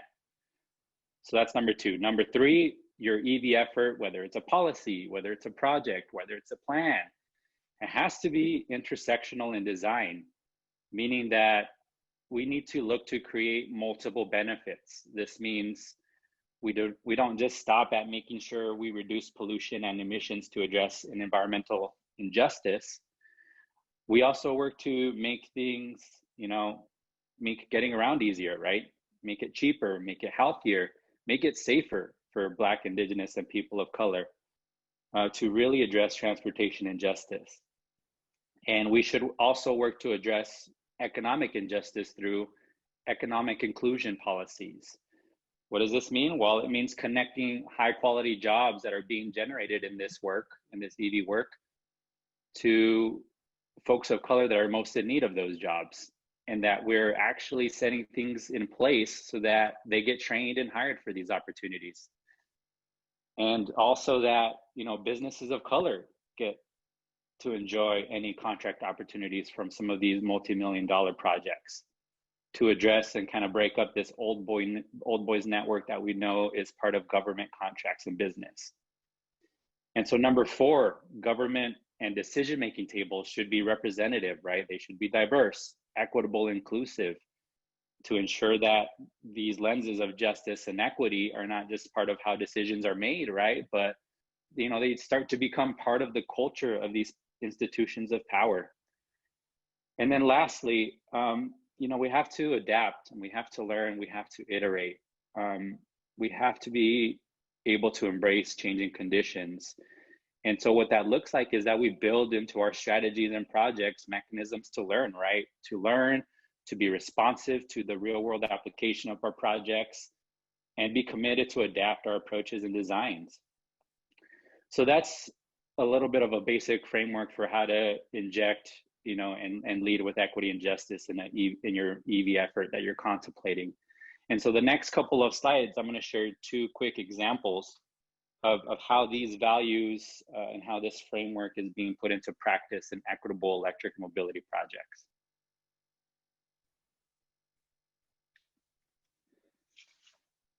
So there's this Affordable Housing Mobility Hubs project, and its program design is an electric car sharing project at affordable housing units. But it also has another component around building a mobility hub for other mobility options for affordable housing residents. And in terms of the benefits, this project is, kind of embodies equity and justice because it's a community-driven project. It's providing multiple benefits because it's hiring folks from the housing complex to survey residents, to conduct a mobility needs assessment to determine what are the mobility needs of the community? What other options could we provide? Maybe we can provide transit passes. Maybe we can provide bike share memberships. Maybe it's ride-hail credits. And so that's the beauty of this project, is that it's creating multiple benefits. It's a community-driven project, and it's really engaging the community. So this is a really good example of how you can bring all these elements together for electric mobility program. And then there's another example from a farm worker community called Green Raiteros. And the program design of this is that it's an electric community-driven ride-hail service. And for some of those that don't speak Spanglish, raite actually it's a Spanglish word, a mix of Spanish and English, and it means ride. And so raitero is a person who gives rides.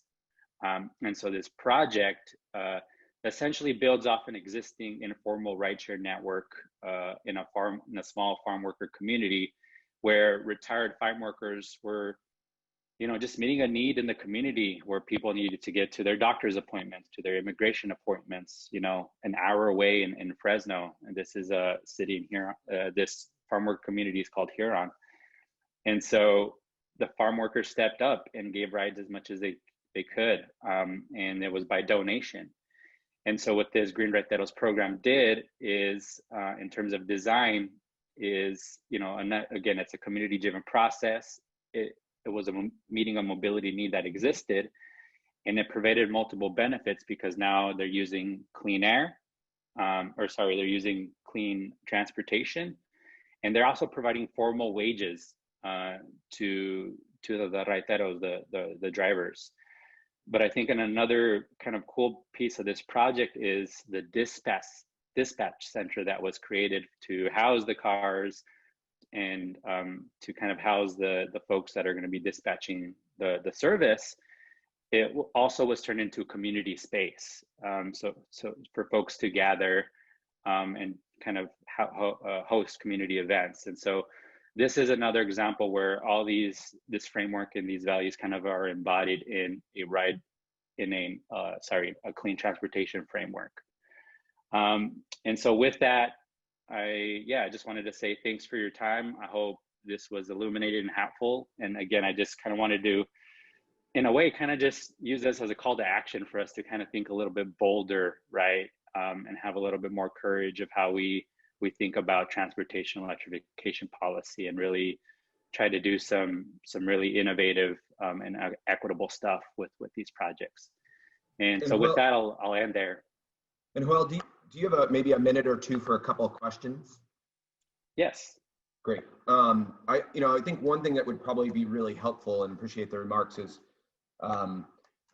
based on your experience at working at Greenlining and then some of the work that you're doing currently with Wind, as people in Pennsylvania think about how to include diversity, equity, inclusion into the transportation sector, are there any kind of key lessons learned that you think are really good for the community to consider as everything's sort of being pulled together and thinking about moving transportation forward for all?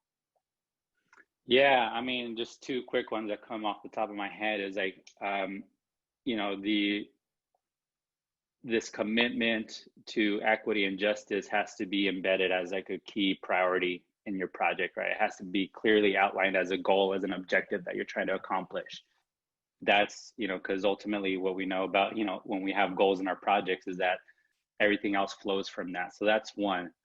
Second is we have to be inclusive in terms of who we're bringing to the table and when we're bringing them to the table, right? I recently heard a African proverb that I had never heard of, but it goes by, if you want to go fast, go alone. If you want to go far, go together, right? And I think that's at the core of some of the, you know, if you're being critical about the environmental movement in general, is that, you know, it hasn't been a tight-knit, inclusive movement as we'd hope it is. And in many ways, that's because of the, you know, the issues with, you know, when folks are being, in particular, environmental justice folks have been brought into conversations. And so obviously the earlier you can bring in folks, the better. And that's just, you know, a standard practice that should be part of how to do this work. Well, I really want to thank you for joining us today. We are fortunately doing a great job of staying mostly on time, but I'm sure this will be a conversation that continues, and look forward to hopefully being able to work with you and others in the community as we consider how to, you know, sort of how to bring transportation equity into the electrification space in an even more robust fashion. So thanks again, and you know, look forward to more conversations in the future. But I'm going to pass it back to Sue. Thanks, and thanks, Joel, and you know, to everybody listening. I know these are some tough topics we're all grappling with. So you know, we do appreciate your attention on this, and we're really glad to have some ideas that can help us all as we move forward. So thank you very much for that. We are going to spend a little more time before we break for lunch, just doing a bit of a deep dive into the technology itself. I think one of the exciting things about electrification is it's got some really exciting technology associated with it. I know that that's something that appeals to a lot of folks beyond all the other considerations. So we've got two kind of back-to-back panels. Let me introduce the first one that's going to focus on the vehicle side of things, and then I'll come back and introduce the one that is focused on infrastructure. And in between that, again, we hope to have a little time for Q&A that Ben's going to walk us through. So our first panel here on the vehicle technology, we are really thrilled to have two really fantastic speakers and experts, Michael Matten from General Motors and Richard Colley from Arrival. They will say a little bit more about their companies and give us a sense of where they see EV technology going. So I'll let you take it away. So good morning, good afternoon, everyone. Really a pleasure to be here on behalf of General Motors, speaking at this, what is hopefully the start of a series of discussions. So I only have about 10 minutes to convey a ton of information. I hope I probably will not get through all of it, but I look forward to being invited back and for other sessions and sharing more of our views. I've been deeply involved in this subject, both on the product planning side and now on the public policy side. So I have a lot of information to share, a lot of views to get across. So just to begin, our North Star at General Motors is really this vision that our CEO, Mary Barra, has laid out of 0, 0, 0, 0 crashes, 0 emissions, 0 congestion. And a large part of that, obviously, is electric vehicles. This is guiding the transformation of GM into an electric vehicle, primarily electric vehicle manufacturing company, and as well as into the autonomous space. I'll focus on electric vehicles in this presentation. We've had a really exciting year, kicked off by our announcement in December of domestic battery cell manufacturing. So I think one of the panelists earlier talked about not a lot of domestic cell manufacturing. Well, here's a $2.3 billion investment that would say otherwise in Lordstown, Ohio, that'll create 1,100 jobs, 30 gigawatt hours of capacity with flexibility for more expansion. We just broke ground over the last couple of months, and over the next few years, you'll start seeing battery cells come out of that factory. So this is a big deal, creating jobs in the US, moving battery cell manufacturing into the US. Really important from an energy security perspective. Kind of the next step then, and I could go on about this for hours, is to make sure we build up those supply chains in the US, because even though battery cells might be manufactured here, many of the raw materials still come from overseas. So definitely a big commitment from both GM and LG Chem to do a domestic battery cell manufacturing. We followed that up by a bunch of product announcements. So in January, we announced that our Detroit Hamtramck plant is going to be an all-electric plant, producing a portfolio of all-electric trucks and SUVs, as well as the Cruise Origin autonomous vehicle. That's a $2.2 billion investment. In March, we hosted EV Day for investors and media to show them our portfolio of future products, including the Cadillac Lyriq and the GMC Hummer. In April, we announced a joint venture with Honda to produce EVs with them, powered by the Ultium batteries that will be made in Lordstown.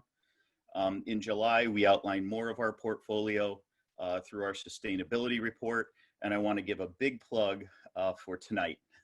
At 7 p.m. On Cadillac.com, you can find it on several of the other internet media channels. We will officially reveal the Cadillac Lyriq. You see there in the upper right the concept drawing. It'll be a virtual reveal for obvious reasons. We'll reveal a lot of information about that vehicle. So we're really excited. I invite everybody to tune in at 7 p.m. tonight. And then just last week, this is something else we're incredibly excited about. Our announcement with EVgo to help install over 2,700 fast charging plugs nationwide. This again really leaves no doubt as to our commitment to electric vehicles. I would estimate more than a few of these will be installed in the state of Pennsylvania. We're just getting this project off the ground. There'll be more information coming in the future about this, but most importantly, all of these chargers will be available to the public. You don't have to drive a specific brand of vehicle to use these chargers as long as they follow the CCS or CHAdeMO standard.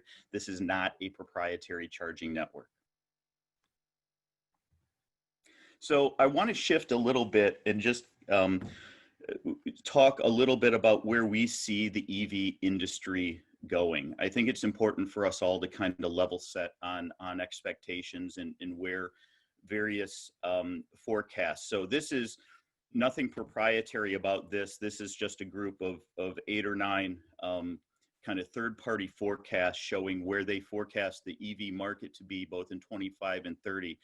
And what I'd call your attention to is they're all within, I guess, a fairly narrow band in 25, estimating about 8% of the US sales volume. But by 2030, that band definitely widens in terms of, you know, the estimates out there. And I think a large part of that is due to, again, how does this market develop? What's the infrastructure look like? Who are the dominant players? So a lot of uncertainty in terms of we know there will be rapid acceleration of this market. The only question is kind of how rapid, right? Is it kind of, and I think the gentleman earlier kind of showed there's some pretty large differences, especially as you go out in time. And it's up to vehicle manufacturers, it's up to states, it's up to utilities, everyone, to kind of make this transition as quickly and as seamless as possible. And I'll go over some of the enablers that we think are necessary to get us there. So first and foremost, affordability. Certainly, making sure that these vehicles are within reach of the average consumer is important. Battery cost is still a very important issue in that. The existence of incentives is a very important topic in that. You see the Chevy Bolt, the highest selling affordable EV on the market today. I was really glad to hear that Admiral Blair drives a Bolt EV. I think that's great, and he's enjoying all the benefits of electric driving. Longer range, this speaks a bit to battery size and cost, but we know that most customers are going to require 250, potentially up to 300 miles of range before they even consider an EV. They don't drive 300 miles every day, certainly, but they really, in order to make that switch, they really need a vehicle that they feel is equivalent to their ICE vehicle, and doesn't limit them or their lifestyle in any way. So the vehicles you see coming out from General Motors will all be in that, at least start in that 250 to 300 mile range. Charging infrastructure, we could go on about that, but there's really three categories of that: residential, and you can split that into single family homes and multi-dwelling units, workplace, and public. We also had a big workplace charging announcement earlier this year we estimate GM is going to install workplace charging at all of our facilities, equivalent to 6% of all of our parking spots at our facilities. So pretty big commitment there as well. And then finally, this relates a little bit to the vehicle side, again, the product side, performance and utility. They need to operate in cold weather. They need to tow. We need vehicles in kind of all shapes and sizes. And the industry is getting there. I think you see from just all the announcements, not only by General Motors, but everybody, there will be a flood of products coming into the market. You can just see by 2024, we will, quintuple the number of entries that are available, and they'll be available in all shapes and sizes, including the popular SUV body style. Just one last slide on what is important, right? Getting back to the policy side for EV market growth. On the infrastructure side, workplace charging is important. Besides, home, work is, well, at some point will be the place where cars are parked and vehicles are parked for the longest period of time. So a commitment to expanding workplace charging is important. Getting charging into multi-dwelling units is very important. Offering condo or apartment dwellers an option to purchase an EV and be able to charge it at their home is really important. And then we talk about, again, public charging is obviously very important as well, and locating those chargers, as was talked about before, in an area that that it can be utilized quite a bit. And then again, from the policy side, you see what we feel are the states in green that have really implemented some good policies.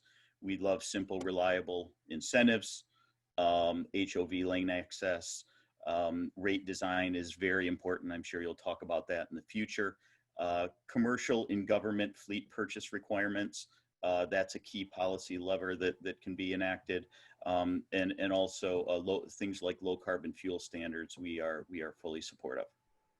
So with that, thank you very much, and I guess over to Richard. I actually, as a moment of connection, in a couple months, I'm going to be speaking with Avinash on a panel for the MOVE conference. But then I was very lucky to be a part of a small group of folks that went to the Design Dome in Detroit, or just outside Detroit, and got to see the Lyric in person, which was a pretty fantastic opportunity, and also to see just the advancements that all of that GM is making. But I think we're just starting to see a lot of investment and a lot of real innovation from OEMs across the board. It always makes me think of the William Gibson quote of the future's already here, it's just not evenly distributed. And so, this is kind of one of those moments where the changes, as David Bowie would talk about, really kind of we're just on the precipice of. So maybe a quick question for both of you, or whoever would like to answer it. But as you look across the sort of state landscape and U.S. market, how do you think the policies are going to shake out at the state level versus how they shake out at the federal level, right? And so like, where are some really good opportunities to think about the state policy options that can have a huge impact? And Richard, I know you just showed your chart, so you can maybe refer to that, but I'd love to hear that, maybe an answer from both of you all. Michael, you want to go first just to? Yeah, sure. Sorry, I was just having some audio problems. Can you hear me? No problem. Okay, great. So there's obviously a role for both the state and the federal government to play here, right? I think you know, we'd love, in fact, we called for a federal national zero electric vehicle policy. We called for that 2 years ago. Instead of kind of a patchwork, because there's work to be done at the federal level, from as Richard said, from a battery R&D side, from a supply chain side, from an energy security side, even to an infrastructure side. So we'd love you know, more work on policy at the federal level, even a reworking of the federal tax credit that we in Tesla can no longer take advantage of as first movers in the industry. It seems like a kind of a weird policy that you punish the first movers. At the state level, I think obviously the incentives help, and every state's a little different with the types of incentives they can offer, whether it's HOV lane access or bridge and toll road access. I think those certainly help some of the non-monetary incentives. But the state also can work with the utilities, and the infrastructure side is really going to fall a lot on the states, and to figure out where exactly to put the right kind of charging, the right stations at the right rate to get the utilization, to make sure the operators can actually make money at some point, that it's not just a continued subsidized program. So I think there's roles for both in several aspects of this. Richard, maybe the same question for you as it applies to medium and heavy duty and buses. Yeah, exactly the same. So there's definitely roles in both of these areas, and so yeah, at the federal level there needs to be some leadership there, especially as Michael mentioned around sort of tax incentives and tax rebates in some of these areas that have so far been focused on the passenger vehicle world, and so there needs to be some federal leadership in expanding these into the medium and heavy duty world. But then it then comes down to, I think, to the state and local level, because especially once you start looking at transit and some of these fleets, often they're very regional and very localized. And so as you start to talk about infrastructure and incentives locally, every single sort of state and region will have a different set of priorities and a different set of needs and a different set of mechanisms that they can use. And so it really needs to be some leadership from, at that state level as well, to ensure that they're enabling it at the region. Can I just follow up on that, on something Richard said? The infrastructure needs on the light duty side and the medium heavy duty side are quite different.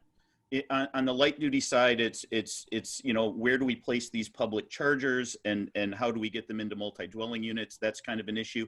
On the medium heavy duty side, we feel that it's how do you get the electricity, the massive amount of electricity into these depots that you're going to need, right, at peak times when these are charging. So there's kind of two very separate but also very important issues there. Yeah, absolutely. And I think that then expands on the medium and heavy duty side into the resiliency of that network as well. Exactly. Because as we electrify larger numbers of buses and fleets, having the grid go down or not having that capacity is really going to hamper how large we can actually roll these out. And then in times of emergency, where often transit and these vehicles are used for evacuations, that also needs to be thought about longer term. Great. I think we maybe have time for one or two more quick questions. So maybe just as a starting point, and Richard, just to kind of, the last conversation we had, or the last panelist talked a little bit about equity and transportation, but how are you at Arrival thinking about that, since that's obviously becoming a very important conversation and something that I think people are looking for more solutions overall. So I'm just curious how you at Arrival are thinking about that. Yeah, absolutely. We're actually going through this. This is a very active discussion within Arrival right now, and so we're trying to approach this from all facets. And so, first of all, is through the supply chain, and so making sure that as we start to build our US supply chain, is that we're engaging not just the large automotive tier ones, but we're also going through some of those disadvantaged and minority business owners, especially on the bus side, as these are critical, these smaller services will be able to offer their supplies to those areas. But also as we then start to look at the micro factories, is enabling us to work with local communities and to reduce that impact, and then have those vehicles deployed locally to help sort of transportation equity, reducing local greenhouse gases and emissions that often affect these low-income communities, as these facilities and commercial districts are usually very close to where people live. And then broadly, I think our main strategy of electrifying transit and really getting these technologies into transportation modes that everybody can access, and not just having these in vehicles that are available to the few. And so really rolling all of these technologies out, whether it's electrification or automation and new technologies in the future, making sure that these are broadly available. And Michael, you know, is there any, maybe talk a little bit about a similar question for GM. How are you all thinking about this sort of big focus on equity and transportation electrification? Yeah, I think there's a couple ways. As Richard stated, I think the e-delivery space is really somewhere where that can be addressed within a fairly short time frame. The reason is, and I think you see that with a lot of OEMs, we don't have an announcement quite yet in that space, but stay tuned. So in the e-delivery space, where a lot of these vans are going through these frontline communities, and we can play a large role in decarbonizing kind of the delivery transit that rolls through those communities. And I think the other thing is looking at various programs to get vehicles into rideshare fleets, as well as remarketing programs to look at maybe the used vehicles that are coming off. But I'd say rideshare is probably maybe a more main focus for us. How do we get more electric vehicles into those rideshare fleets? Again, a lot of urban, a lot of frontline communities using those rideshare programs. So in the near term, in the long term, it's all about getting the battery costs down and getting these into more affordable vehicles, right? That's kind of the longer term effort, and that's you know, kind of a little bit of a longer time frame, I would say, because again, we don't believe 100 to 150 mile vehicles are really saleable, at least in the U.S. You can have a low cost vehicle, but that vehicle is not nearly as useful as kind of an ICE vehicle of an equivalent price. So e-delivery, rideshare, and then eventually we get more affordable vehicles. And I think we're already seeing that arc come, right, where we're, you know, the cost of batteries has dropped so fast, and even relative to what anyone predicted. And I think in some ways it's a great example of the efforts that companies like GM and Arrival are bringing to the table. Is it's really demonstrating the incredible innovation and the opportunity to really create a future of transportation. You know, I think the awesome thing is the vehicles, if people get behind the wheel or ride on a bus, they very quickly realize that the benefits of transportation electrification go beyond just cost or GHG emissions reduction, but also the performance, the quiet, all of those things. And so I think it's only a matter of time. And maybe just as a wrap up, I want to thank both of you for joining us today. Really appreciate the opportunity to talk more about what the future looks like. And, you know, hopefully it's something where because of the work in Pennsylvania and the work of this incredible group of folks that are on the virtual Zoom with us, we can get there faster. So with that, thanks so much again for joining, and I'm going to pass it back to Sue to take us to the next session. All right. Thanks, Jay. Appreciate it. Thanks. Yeah, thank you both so much, and do look forward to continuing to work with you all going forward as well. And kind of adding a little bit more to the picture, we talked a little bit already about the key role of charging infrastructure, and we want to continue that conversation now with Chris Nelder. He is a mobility expert, par none, I'll say. He's with the Rocky Mountain Institute, and if I were to have to pick one person, as we did, to share with you what's going on with infrastructure and what types of policy measures we should be thinking about, it would be Chris. So we are delighted that he could be with us today. He's got some slides he's going to kick off, and we will go from here. Thanks. Super. Thanks very much, Sue, for that kind introduction. You know, the problems of infrastructure are considerably less tractable in some ways than the amazing progress that you've already seen on the vehicle side. And so I want to share with you some of our research on that. Here's just a quick overview of some of the key issues that we think policymakers and elected officials need to start thinking about in terms of preparing to deploy their infrastructure across their systems. So first, we really need to be focusing on public charging stations if we want people to adopt light duty vehicles. That's essential. We're just not going to get, as the previous speakers alluded to, we're not going to get people in, you know, apartment buildings to buy electric vehicles without having access to high-speed public charging stations. In order to do that, we really need to have utilities activated to help invest in the necessary infrastructure, particularly on their side of the meter. We need private sector companies investing in this stuff, especially in the charging stations themselves, but they're not going to do so until there's actually a solid business case. And there's some real challenges to that business case right now that we're going to talk about here in a minute. A key element of all of this is getting the whole system of deploying charging infrastructure debugged. There are all sorts of problems, which I'm going to detail in a bit, related to getting utility interconnections, getting permits for the charging stations and their sites, and various compliance aspects of deploying a charging site.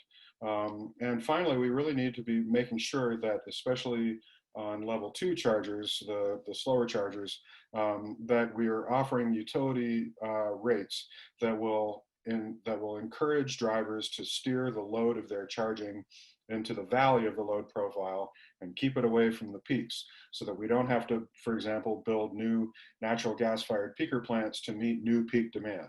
And there's really no reason that we can't do that, and we're going to get into that here as well. So, you know, briefly, it's just important to understand that there's all different levels of charging speeds on the charging stations. You know, right now, if you put up a little charger at your home garage, it's probably a 7 kilowatt charger. The existing generation of so-called fast chargers out there in the field is more like 50 kilowatts. But today, Electrify America and others are actually deploying 150 kilowatt charging stations. There's even a few 350 kilowatt charging stations out there. So you can see that the speeds are rapidly increasing, and that means that they require a lot more power. As Michael alluded to a moment ago, getting these charging stations for medium and heavy duty vehicles, for example, at truck stops, is a whole nother level of magnitude in terms of the power demand. These are not trivial problems. So we need to be understanding that even though early adopters of electric vehicles can charge at home for the most part, that makes, you know, home charging dominant now. That will not be the case as EV range grows and as more people who don't have single family homes and garages adopt electric vehicles.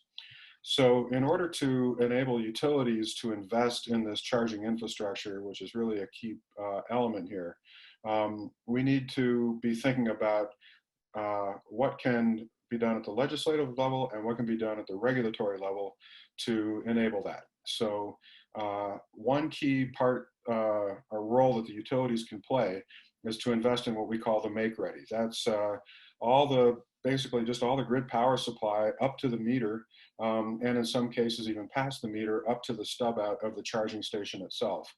So we're not advocating necessarily that utilities own and operate the charging stations, but that they do invest in all the necessary power supply and the requirements to power those charging stations.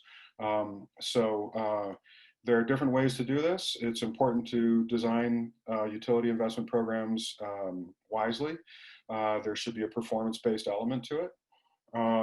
And where the private sector operators, the EV Goes and Electrify Americas of the world, are not interested in deploying charging stations, particularly in low-income communities, that's where it might make more sense for utilities to provide that investment. So I just want to give you a quick look here at, the different magnitudes of power demands here. Again, at the residential level, a typical level 2 charger at home is going to be sort of that 3 to 7 kilowatt kind of range. But again, each EV in terms of its load, it's like adding another house onto the utility grid. So when you have a high concentration of electric vehicles in a given neighborhood, like you might have today in Palo Alto or San Diego, we might have to start investing in some distribution transformer upgrades. That's the can that hangs on the utility pole up there. As we start to get into workplace level 2 chargers, now you're talking about tens or even hundreds of chargers at workplaces. Now you don't just need to upgrade distribution transformers, you have to upgrade actually the feeder that comes in from the substation to provide that extra power, and you probably have to start upgrading service panels. As we get into these high-speed charging depots with these 50 or 150 kilowatt charging stations, especially when you've got several of them, now you're actually looking at even larger necessary investments. For example, when you see one of those Tesla charging sites where there's like 150 or 120 kilowatt charging stations there, altogether, that's a megawatt of power supply. That's like a downtown high-rise office building's worth of power supply. So we're talking significant amounts of utility investment that are necessary here. And then as we get into these transit buses, fleet vehicles, and particularly interstate truck stops, now it's a whole nother level entirely. So it's really important to understand that there are significant investments that need to be made on the utility side if we're going to enable the world in which private sector operators can actually deploy charging stations. So what do they need? Well, they need, first of all, tariffs that actually support their business case. Right now, there's a problem with many utility tariffs across the country related to what's called the demand charges. It's an element of the tariff. I won't go deep into that today. We've written entire reports about it. We can talk your ear off about that, but basically we need to make sure that utility tariffs actually reflect the true cost of service. Existing non-coincident demand charges, as they're called, do not do that. And we need to make sure that price signals are actually effectively recovering the costs that are actually incurred by these charging stations. But we need better tariffs, basically, in order to create a better business case so that these owners of these charging station networks will actually have a business case to pursue and can go deploy their networks. Not going to dwell on this. These are some of the elements of rate design that are really important here, but basically we think that charging should be profitable, because otherwise nobody is going to deploy the money to, nobody's going to put up hundreds of millions of dollars, or in the case of Electrify America, $2 billion worth of investment to build a network of high-speed charging stations. So we need to, again, come up with rate designs that enable a profitable business case.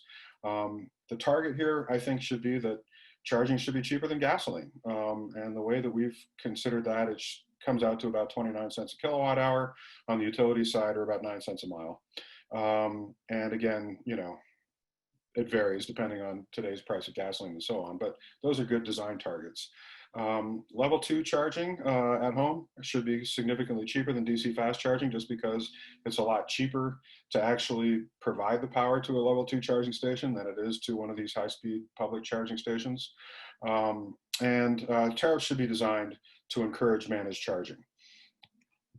So we did a report last year for the Colorado Energy Office where we actually compared 3 different utility rate designs that were, again, designed to achieve these targets, that were designed to make sure that a charging network operator could have a profitable business case, and at the same time that the delivered electricity to the driver was at or below the cost of refueling with gasoline. And so we came up with this rate design, and we compared this in our report to a couple of other designs, but I just want to show you kind of the secret sauce here, which is that the per kilowatt hour charge, what we call the volumetric rate, starts high and declines as a function of the utilization on the charger. So when the charger is relatively new and there's not a lot of use, it's a high volumetric rate. It's about 7 cents a kilowatt hour, but the demand charge component that I referenced earlier is zero. And then as the utilization rate on that charger goes up, as it goes from being used, once a day to like 4 or 5, 6 hours a day, then the demand charge rises and the volumetric rate declines. And so the net effect of this secret sauce, if you will, in our rate design, is that we come up with a very consistent cost per mile. And the cheapest cost relative to the other two rates that we analyzed here from Excel in Colorado and PG&E's rate in California, which we modified to the Colorado context. And so you can see that block in the middle, whether you're talking about 5% utilization or 10 or 30, we're actually coming up with a very consistent cost basis that the charging network operator will pay.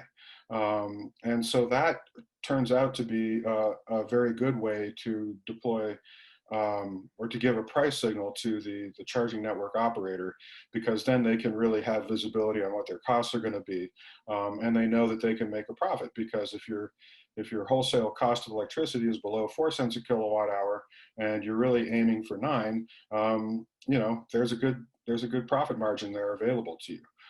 If you look at the other two rates, you can see that that's not necessarily the case, especially at the low utilization rates. And that's key, because obviously we're all at low utilization rates for the most part right now. This is still a very nascent market. There's only 1% of vehicles on the road are EVs, and about 2% of sales are EVs right now. So we're, of necessity, most of these charging stations are not seeing high utilization rates yet. But we need to make sure that we don't kill the business case while we're waiting for more people to adopt electric vehicles and while we're waiting for the market to grow up. We did a report that came out in January of this year, which looked at what we're calling the soft costs of deploying charging infrastructure. And I'm just going to give you a very quick look at some of those findings. First of all, we set out to try to figure out what can we do to reduce the cost of charging infrastructure. And our first thought was that it would, just do procurement better, buy hardware in standard configurations and larger volumes, and help the manufacturers get down the learning curve. And we actually found that most of that is working okay. When you're looking at the total stack of costs, the procurement costs for the hardware and the software itself was not that big of a deal. More of a problem was the requirements that the charging station network operators have to meet as they deploy these stations. And that has to do with what kind of cables have to go on the machine. ADA compliance, the American Disabilities Act requirements for the layout of a charging site. The measurement standards, the payment system. California, for example, had a very fraught proceeding that ultimately resulted in them deciding that every public charging station had to have a credit card reader. So these kinds of questions add costs. But the biggest issue we found was actually related to what we call soft costs. And this had to do with the charging station network operators, which we call EVSPs here, were not getting good information from utilities, or had a very unclear process about what was needed to get the utility interconnection on their systems. Getting easements turned out to be a very complex process that sometimes would stretch on for years at a single station. Unclear and inconsistent guidance about the codes and about the requirements for getting a permit vary by every little township. So if you think about a company like Electrify America trying to deploy a network of 2,000 charging stations across the entire country, they're actually dealing with tens of thousands of different sets of little requirements from each little township. That adds a lot of cost, and it results in some of these network operators having to evaluate like 3 sites and invest a lot of money in developing 3 sites before choosing one that they're actually going to finish.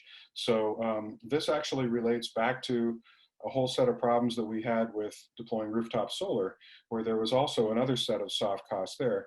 And the way that we dealt with that was the Department of Energy developed a program called Sunshot, where they actually started identifying what are these problems and how do we fix them and how do we squeeze these costs out.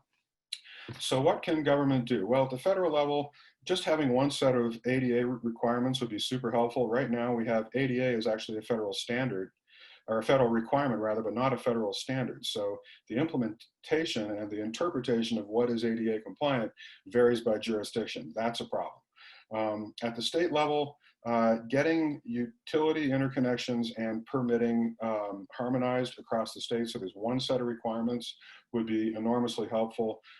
California's done that with AB 2188.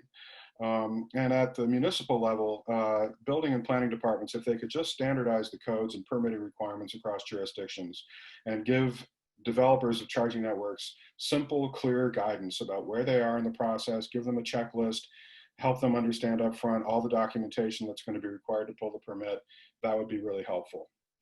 Not really going to dwell on this because I'm kind of out of time here, but I just wanted to note that managed charging is another really important part of this, as I alluded to earlier. And all we're trying to do here is steer that charging load into the valley of the load profile and keep it away from the peak. And there's a lot of benefits that can come to that from that. But again, rate design is key. You really have to have the utility participating. So, you know, in summary, we need to plan for large loads. They're really coming. We need to future-proof our installations. We need the utility support for developing programs and rates. And we really need to streamline and debottleneck utility interconnections, permitting, and compliance. And it's really important that we do all of this now so that we can start having an accelerated deployment of charging infrastructure. So here's a look at some of our recent reports on all of the stuff that I just covered, and I'll leave it at that. Great. Well, Chris, always a pleasure to get a chance to connect. For those who aren't familiar, Chris also has a blog.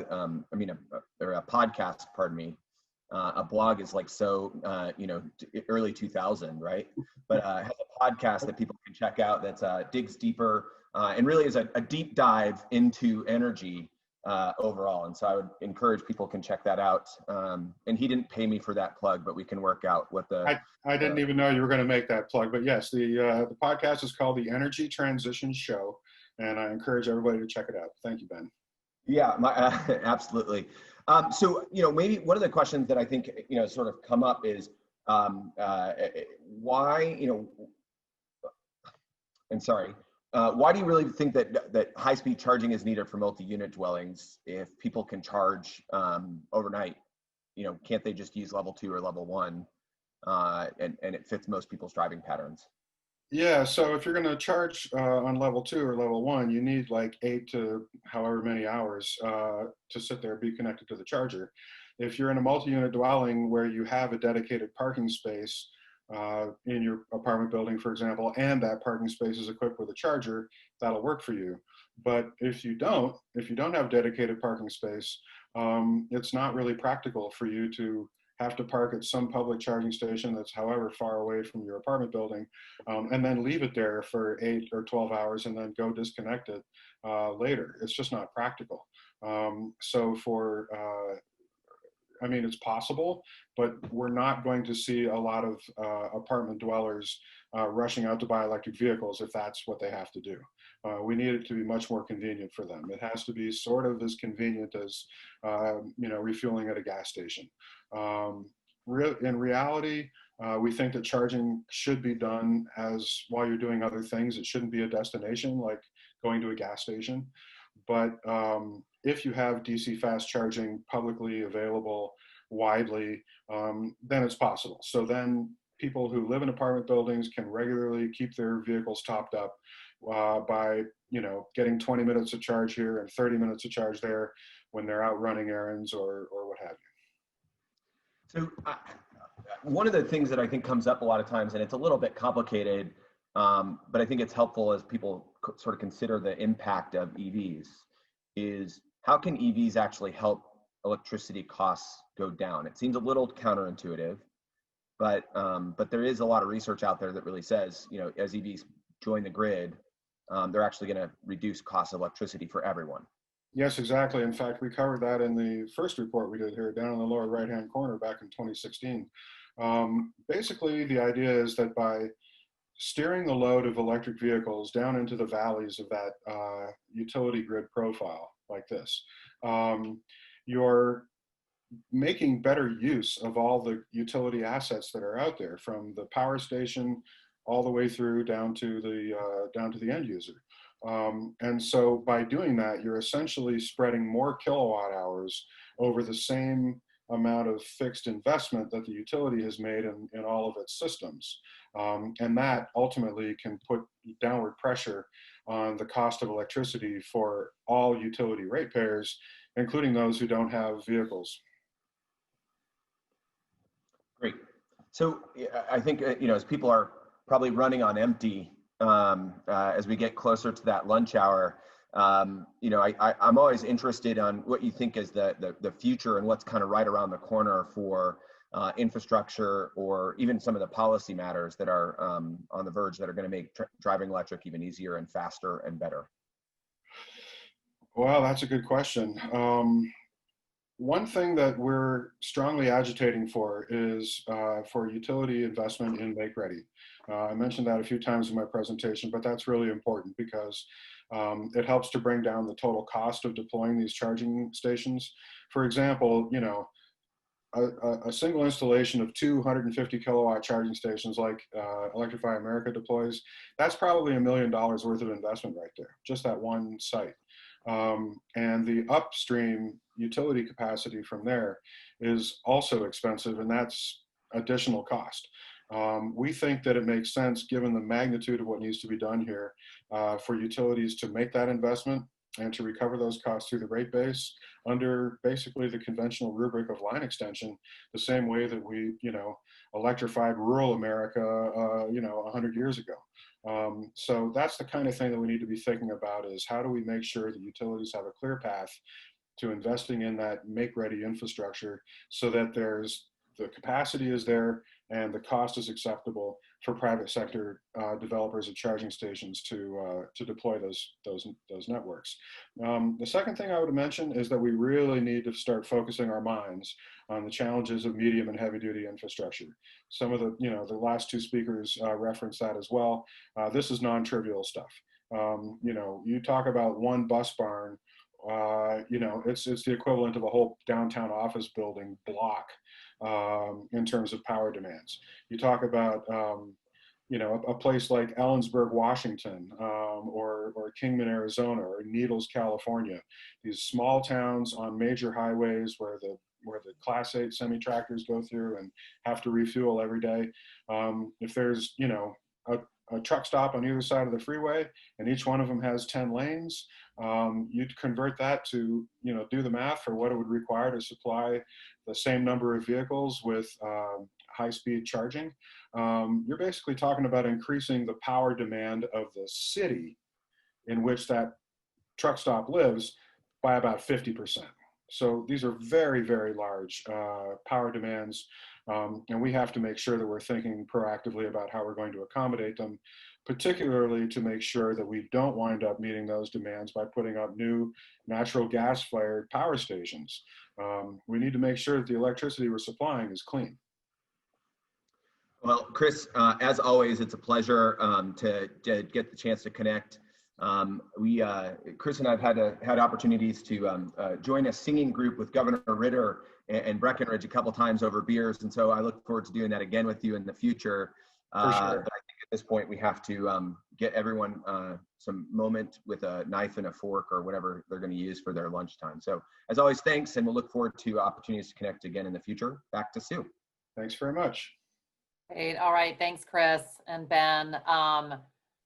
I'm going to make the really bad pun about, we just talked about refueling, and now here is your chance to refuel. So please do grab some lunch, but we'd love it if you can join us for the special lunchtime session that we've got teed up here. Really grateful to the Pittsburgh Regional Clean Cities and Eastern Pennsylvania Alliance for Clean Transportation, These folks are working on the ground every day to help bring electrification forward. Really key role at the local level, as we mentioned earlier. And so we're delighted for them to give you a chance to see what it really is like to ride and drive an EV. So if you want to maybe just take a moment to get yourself situated, they're going to get going. And then we'll be back to our regularly scheduled program, if you will, at 1:15 sharp. So thanks, everyone.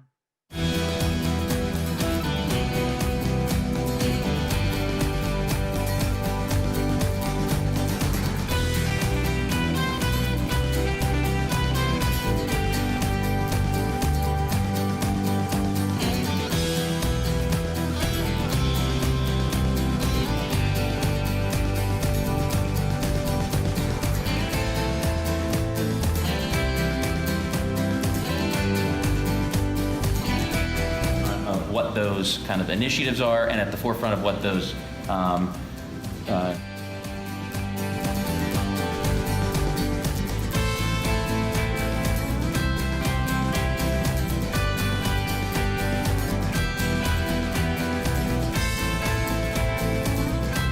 Duffum with Interstate Mitsubishi. This is our 2019 Mitsubishi PHEV Outlander. It's a huge achievement for us that we have a affordable four-wheel drive SUV that's capable of hauling the whole family. Has a 305-mile combined range of gas and electric. The electric range itself is 25 miles. It does have a lot of charging abilities. While you're driving on the highway, you never run it down. The gas engine will always be charging it. It has 6 different modes for the braking to charge as well. So definitely a great value, great SUV. I'm Chuck Dine with Walker Brothers Buick Chevrolet in Edinburgh, Pennsylvania. Today we have the 2019 Chevy Bolt. Driving range will get you advertised 238 miles to a full complete charge. We have seen a little bit better in different drive modes that we have. We actually have 3 different drive modes. You have Sport, Drive, and then our Regen mode. Nice thing with our Regen mode is it's actually very aggressive regen to where you can gain back mileage as you're driving. Good. Hello, my name's Eric Lucian with Interstate Nissan. Here's a Nissan Leaf. Comes in 3 different trim levels, S, SV, and SL. The range on the Leaf regular is 150. Does come in the Leaf Plus, which up to range is 226. Take the bike for a ride. Can't do that. I'm sorry about that.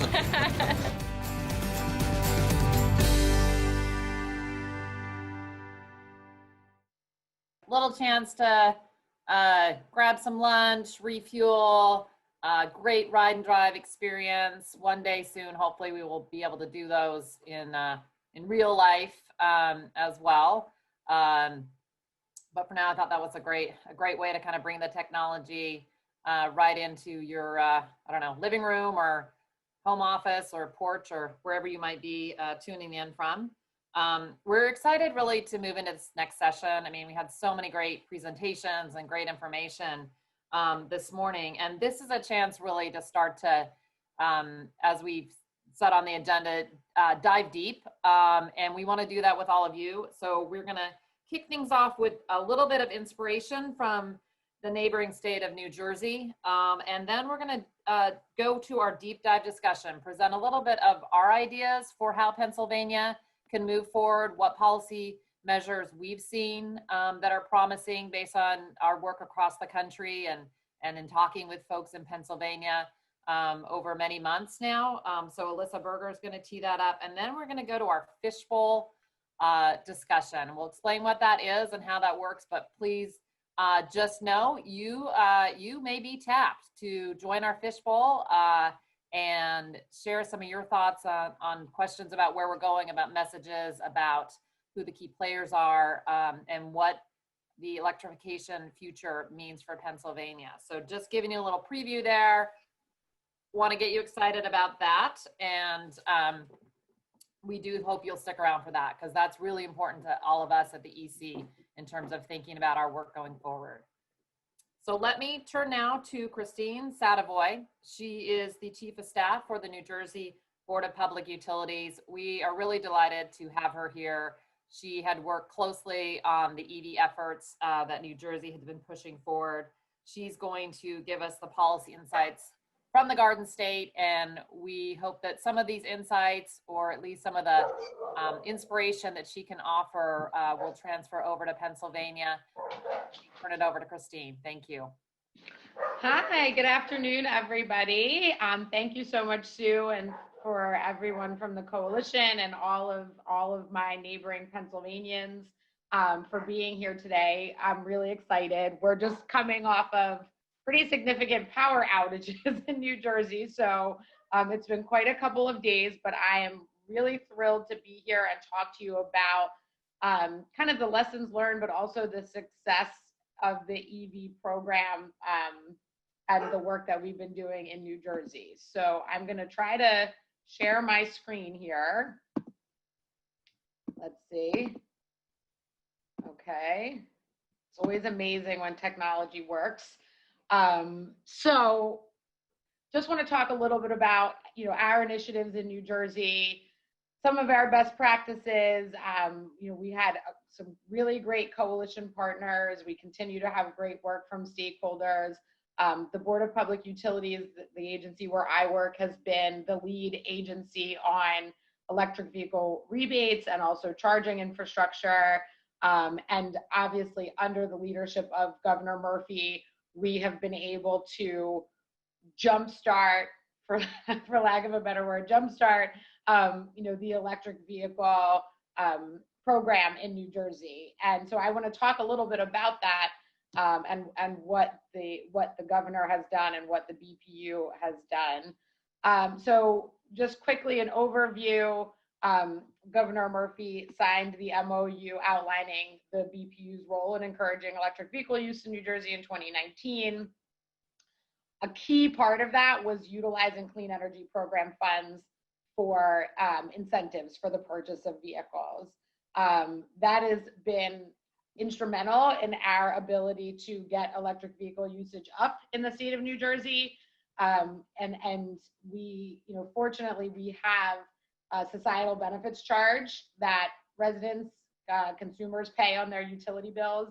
It funds our clean energy program, several energy initiatives, energy efficiency, solar, offshore wind. And so one of the main principles that the governor looked to achieve was to be able to use that clean energy fund for electric vehicle usage, because EVs are such a critical part of New Jersey's clean energy future, and transportation in particular in the state of New Jersey is such a significant contributor to carbon emissions. So really electrifying the transportation sector is a key part of the governor's goal of 100% clean energy by 2050. So on January 17th, which seems like a million years ago now in COVID time, the governor signed I would say the nation's most aggressive, or one of the most aggressive, electric vehicle incentive laws. It set out goals, as I don't need to read this to you, but it set out some goals for electric vehicle usage in New Jersey, particularly around the number of vehicles, but also in terms of infrastructure. And we're going to talk a little bit about infrastructure today, but I want to give you a few of the highlights of the program. The incentive program for the purchase of electric vehicles is called Charge Up New Jersey. We have engaged the Center for Sustainable Energy as our contract administrator. It was developed in accordance with the EV law, and it dedicates $30 million to over 10 years, or 10 years, $30 million every year to electric vehicle incentives. And the program just launched officially on May 27th. It was a little bit slower of a launch because of COVID than we would have liked, but the uptake of the program has been significantly higher than we could have expected under COVID, which I think it's great for the economy that people are out buying vehicles. It also, I think, really shows that the parameters of the program enable people to make that electric vehicle purchase and make the switch from a gas powered vehicle in a time when, frankly, the economy is not great, right? I mean, that's an understatement. So the program is for New Jersey residents to receive an incentive of up to $5,000 for the release of a new vehicle. And we have had, now you're hearing this, I think for the first time today, we have had over 1,800 applications for vehicles just since May 27th. That is, I think, significantly higher than we could have anticipated under COVID. People were buying vehicles from the date of the signing of the legislation, which was January 17th, but they also continued to buy vehicles.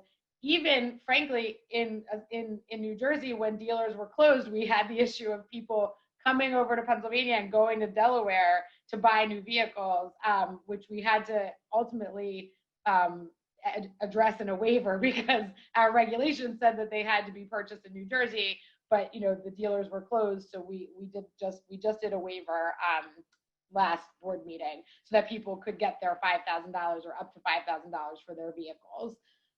We are working currently on the point of sale incentive. So in order to get the program off the ground as quickly as possible, we had 2 phases. The first phase was if you purchased a vehicle, you fill out an application, you get the rebate. The second phase is the point of sale. So when you go to the dealers, it's just much easier. It's a smoother transition. They can take the money off the price of the car. And so it's a little bit easier for people. And we expect there to be a lot more purchases as a result of that. Just a couple of the other, I think, best practices that CSE and some other states have done. It has to be a new battery electric or plug-in hybrid. The plug-in hybrid piece phases out over the next couple of years. And we have not seen, frankly, any meaningful purchase of plug-in hybrids. People are going for the maximum battery efficiency. That's how you get the $5,000. You have to have the maximum efficiency. So that's what people really have been going for. Most of the applications that we have processed have been for the full amount. So they're really buying the most efficient vehicles under that $55,000 cap. So that's the MSRP that we set. It's been set in different states, but I would say this is probably the most generous program in the country. And I think that that demonstrates, or our results demonstrate that, because we've seen so many applications at a time where we really did not expect, we had done some just modeling under COVID circumstances, which, nobody knows what really is going to happen, but we did not anticipate that many applications. So it's really been a successful program. I want to talk a little bit about some of the other things that we've been working on, because I think the rebates are one piece, right? Rebates for people to help bring down the cost of the car is probably the largest component I think that we have seen in terms of impact. So you want to make sure that vehicles have parity with gas-powered vehicles. So $5,000 on a $55,000 vehicle or a $40,000 vehicle brings the cost of the car down. It helps people they feel good about getting the incentive, but they also really need that incentive to buy the vehicle from a financial standpoint. So some of the other things that we've been working on, we have been working with Rowan University in New Jersey to do a study of EV adoption in urban and in underserved communities. It's ongoing right now, and it's something that the governor and the administration is really committed to. We understand that new electric vehicle purchases are not something that most people, can afford, even in New Jersey. So we want to make sure that in areas where people either don't own cars or, are relying on public transportation, that we can address and look at some of the obstacles for EV ownership and particularly around car sharing. That's something that we really are trying to focus on. How is car sharing, how can EV car sharing be utilized in underserved communities? So that's another piece of the pie, the electric vehicle pie in New Jersey. We also have an electric vehicle incentive program for local governments. So it's comparable to the personal vehicle incentive. It's a little bit less because our electric vehicles are now on the state purchasing contract. I think that's a piece that, you know, states can do to lower the cost, because if you're on the contract, you automatically get a lower cost for a vehicle, no matter what it is. It's just economies of scale. These vehicles are on the contract. And so we have this additional incentive for municipalities, county government, school districts.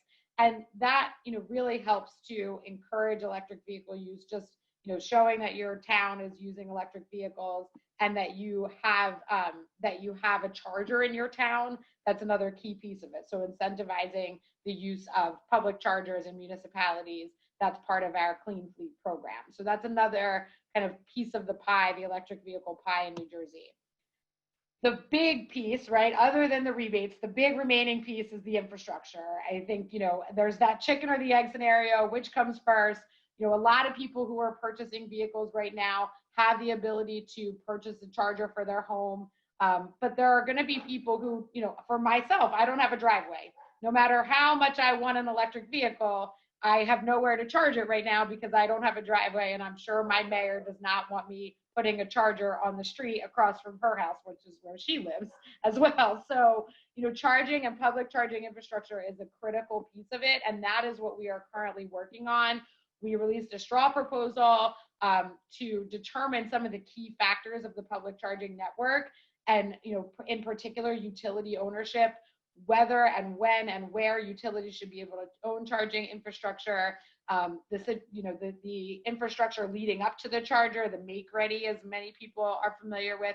You know, how do these utilities get compensated for building that? How can we ensure that that is being built and the infrastructure is there, so that when people purchase these vehicles and they're, you know, either they don't have the ability to have a charger at their house like me, or they're taking longer trips and they want to make sure that they have access to charging throughout the state of New Jersey. This is the major other piece of it, right? We have the rebates, we have the incentives, cars are getting on the road, but how are people going to charge them, and how can we ensure that people feel comfortable buying a vehicle because they know that the charging infrastructure is out there. So we're currently working on that. We have 2 utility filings in proposing plans for charging infrastructure in New Jersey. And we're continuing to work with the 2 remaining electric utilities to ensure that the state has the appropriate amount of public charging for people to feel comfortable buying and driving these vehicles. There's more information. My contact information is here. If you have any questions or if you want to talk more, please do shoot me an email. Happy to answer them. And I just want to say thank you again, Sue. Thanks everybody from Pennsylvania and the coalition. This has been really great. Great. Thank you so much, especially for packing in so much into a short amount of time. We really felt like that was helpful to just hear a little bit more about what's going on in the region, and really impressed by that. If you were to just offer one piece of advice for folks in Pennsylvania, having, you know, been through some pretty major efforts just in a short amount of time. I know it took a couple of years to get to this point for sure, but any quick piece of advice that you want to leave us with and inspire us with? I would say increase your rebate amount. That would be all right. That would be it. Yeah. Yep. Yeah, surely is having an impact, and that's borne out in the research too, the importance of incentives to bring folks to the table. So excellent. Well, thank you so much, Christine. And just as a reminder to everyone, we will be posting, sharing with you all of these slides. We will be sharing a recording of this webinar in most of its entirety. And so you'll get a chance to kind of dig back through and get a sense of the information in a little more detail as well. So thanks again, Christine. And you are a perfect kickoff for the rest of our session, which is a deep dive on policy actions. As mentioned, the EC had been working on what we're calling a policy blueprint, looking at what's already been done in Pennsylvania. You heard about that earlier today. Lots of things already in the works that are having some great impact already.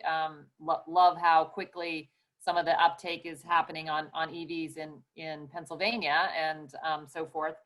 But, you know, ways more to go, right? If we really want to transform this market. So I'm going to turn things over to Alyssa. She's going to walk through the ideas that we've put together. Great, thanks, Sue. Can everyone hear me and see my screen? Great. Well, I really just want to say thank you to everyone for joining us today, and particularly through what has already been a knowledge, information-packed day. It's really an honor to be able to present as a native Pennsylvanian and Pittsburgher. I started doing energy work in grad school, so about 10 years ago, and I've seen the work that leaders in the Commonwealth have been doing over this time. And so the fact that it continues is really inspiring, and I'm really excited to be able to work with the state. And since this has been a strange year and we're not maybe all on vacation, but here together virtually, I just wanted to share a little anecdote. My mom is a big James Taylor fan, and if you can believe it, he has a brother, Livingston Taylor, who's also a singer. And so every year on the way to the beach, she would make us listen to his album. Anyway, as a small child, I picked up this one kind of folksy like phrase that he would go over in one of his songs, and it was that, "It is a shame to be ready and not get the call, but it is a tragedy to get the call and not be ready." And so as a Pennsylvanian, I just want to say that I want Pennsylvania to be ready. I think there's an incredible amount of opportunity, and I think that the work that the state agencies have done, that the DEPA Coalition has already done, proves that where there's a will, there's a way. And I'm really, really excited that the EC will be here to really explore opportunities for policy action and high priority market interventions. So with that, we know that last year and this year have been a big deal for the electric vehicle market. As Gerard touched on, Richard and Mike, you know, we're hearing announcements every day as it relates to electric vehicles. And I think that this is incredibly exciting. So as you know, Gerard pointed out and others, it's about really embracing the change. And I think by expanding our knowledge base, creating local and global champions, we can continue to grow the market. And so this is specific to Pennsylvania. You know, I just want to point out that there are so many great resources already out there beginning to connect the dots, one being the Advanced Energy Economies EV Supply Chain paper, really showing how these announcements, you know, come to Pennsylvania. So how can we be ready? What do jobs look like, et cetera. As for the Electrification Coalition, we have a great deal of experience accelerating transportation electrification. So really, we look to activate EV ecosystems, whether that's locally in cities, regionally, or statewide. We first launched an effort in Fort Collins, Colorado in 2013 with some really exciting outcomes. And now, 7 years later, we are launching a statewide policy initiative. And here's an example of some of the programs that the EC is known for. If you're interested in any of them, please feel free to reach out. A neighbor project would be Smart Columbus, which just wrapped up, which was funded by the Department of Transportation. So the State EV Policy Accelerator program launched in May of this year, and we initially looked countrywide, slowly whittling it down, and for a number of reasons, many already touched on today.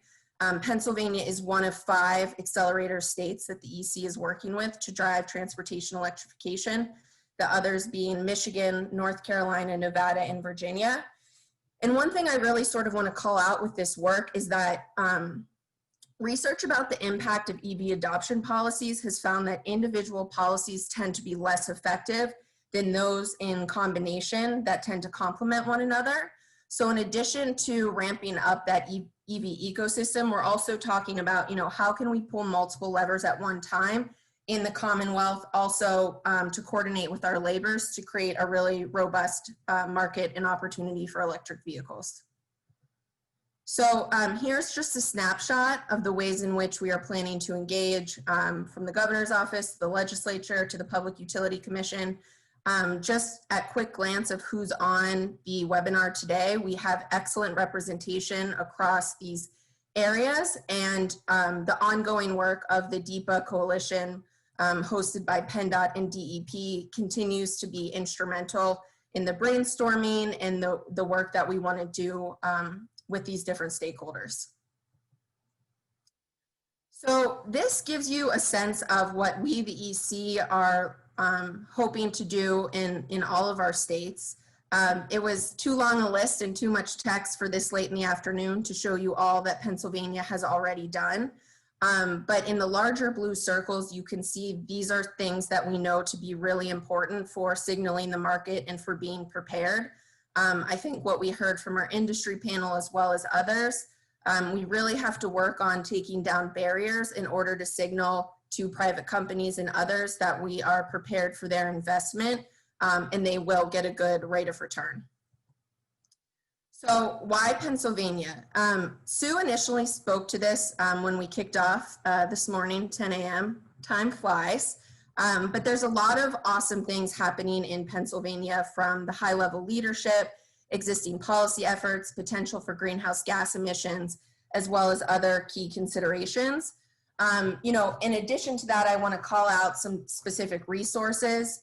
Governor Wolf announced an executive order in January 2019 that committed to the state to climate reductions for the first time in the state's history. There's also the 2018 Climate Action Plan that the Department of Environmental Protection is statutorily required to update every 3 years, as well as the Drive Electric Pennsylvania EV roadmap for the state and the awesome strategies that calls out. But in addition to these resources, which are only as powerful as they are used, I really want to call out and thank a lot of the state agencies that have been instrumental in the progress in Pennsylvania. So DEP, the Department of General Services, which is working on the executive order and the state fleet target, DCNR and the awesome chargers they have in state parks, PennDOT for the infrastructure planning that they have at across the state and the role they continue to play with DEPA, the PUC, as well as the Turnpike Commission. So it really does take a village, and it's been very impressive to see these agencies work together. That being said, nothing should take place in a bubble. So as we talk about Pennsylvania, you know, putting it in a context of our neighboring states, and you can see here that Pennsylvania is at the bottom, which I would say just speaks to more opportunity. So we had Christine speak to us earlier about the work that New Jersey's been doing, the new incentives and charging infrastructure programs that they've been putting in place. And we know that New York has also recently invested a lot in electric vehicles, whether it's by NYSERDA or through their investor-owned utilities.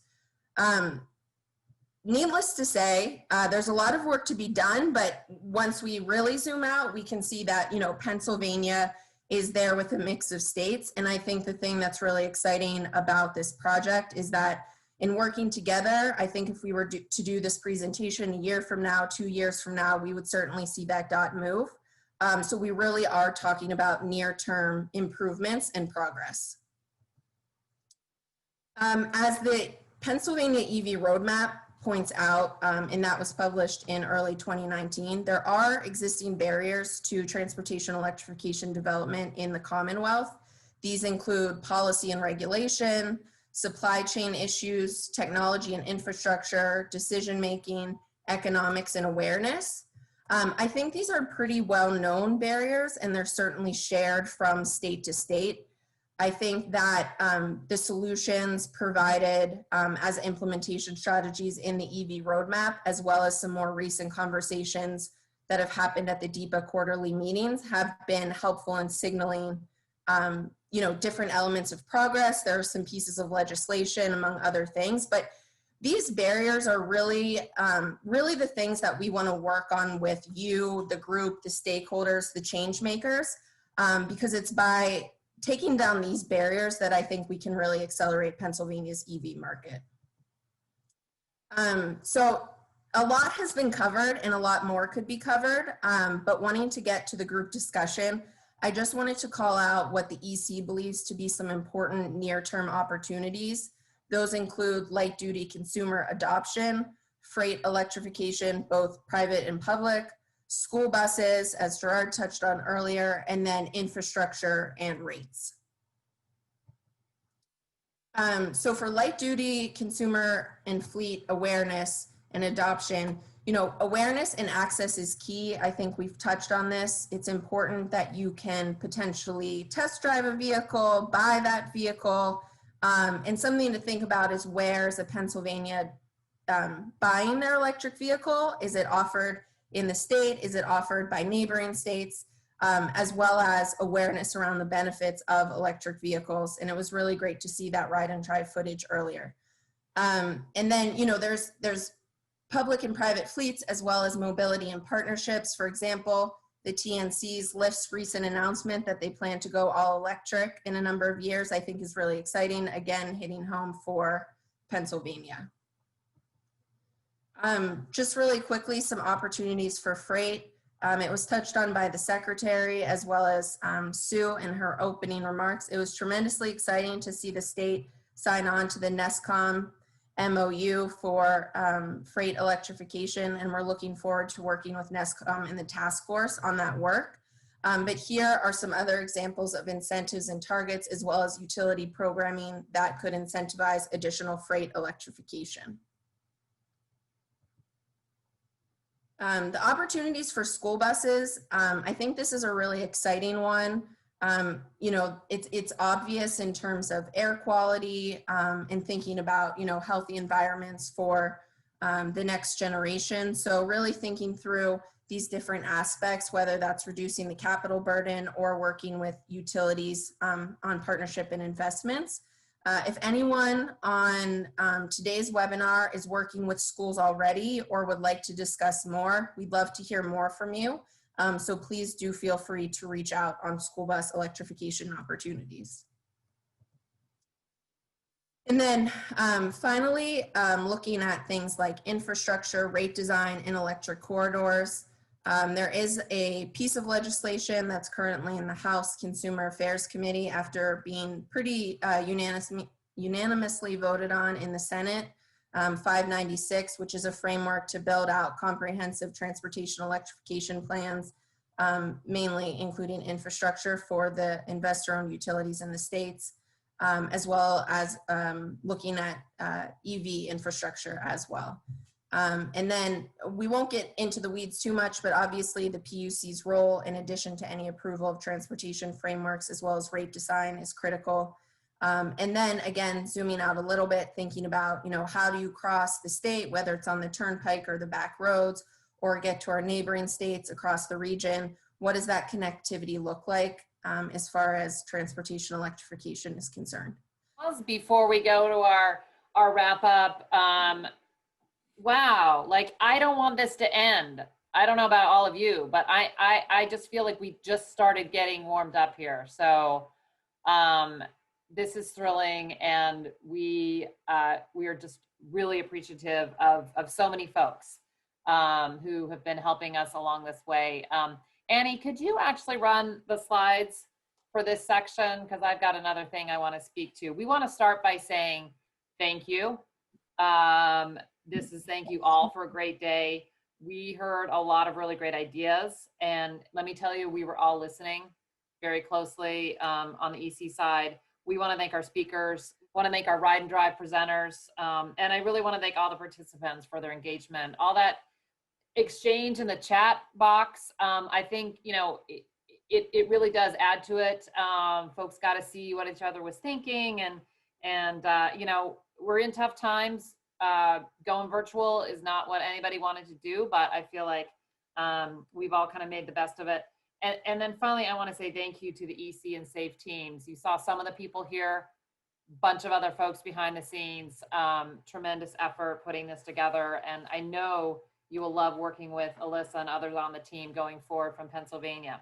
So I'm going to do a real super rapid fire, what I heard that I thought was kind of remarkable from today. And then I'm going to just talk a little bit about how we keep this going, and then some of the specific next steps. So we will, no fear, we will end on time and we will go from there. But just in terms of some, you know, memorable remarks, observations, starting at the top, we heard from Pennsylvania DEP Secretary McDonnell really about the commitment that Pennsylvania has to EVs, how that ties into some of their overarching goals around climate change and moving the state forward. I think that was a really great place to start. Admiral Blair I thought really put it well about imploring us, please don't forget about national security when you're thinking about all the reasons for EVs.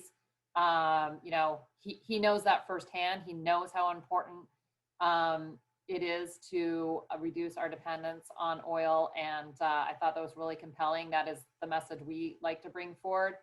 We heard from Gerard about, where he asked us who wants a faster horse, you know, kind of egging us on there. What stuck with me is he said, this is economics, this is economics. He might have said it 3 times, but he said it at least twice.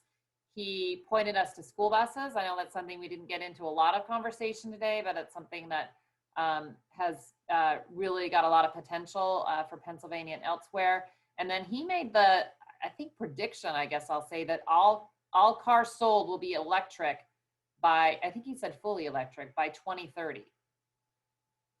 What do we think? I don't know. Should we shoot for that? Natasha and Dave gave us some great overviews of what's going on in Pennsylvania. Natasha spoke to the increase in EV registrations, 25% increase, she said, over the last 16 months. Pretty incredible. Let's keep that going. Let's keep that going strong. And then charge plugs have doubled. I forget the time period, but you know, that's great, right? We're getting the infrastructure in place so the people buying vehicles will feel more comfortable and reduce that non-existent range anxiety, chicken and waffle situation. Thank you, Chris Nelder, for that. Dave Althoff, he presented a lot of great information about all the opportunities that are out there, and I thought he really hit it home. We offer the opportunities, folks need to apply. So let's oversubscribe these programs, right? Let's show that there's a demand for more, right? And keep that going. Adam Beam presented the tool that UC Davis had put together for the Delaware Valley Regional Planning Council. Again, I'll just say, wow, that looks amazing. So definitely want folks to check it out. We heard from Michael Matten at GM. He talked about a large market acceleration expected between 2025, 2030. That's consistent with what a lot of analysts have pointed to, a huge commitment at GM to EVs, and he talked about a flood of products coming to the market. So I think that's all positive, knowing that we're going to have a lot more choices across a lot more vehicle classes.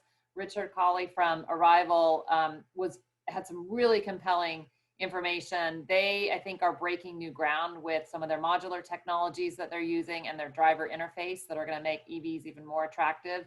And they're bringing their technologies to some big players, some heavy hitters.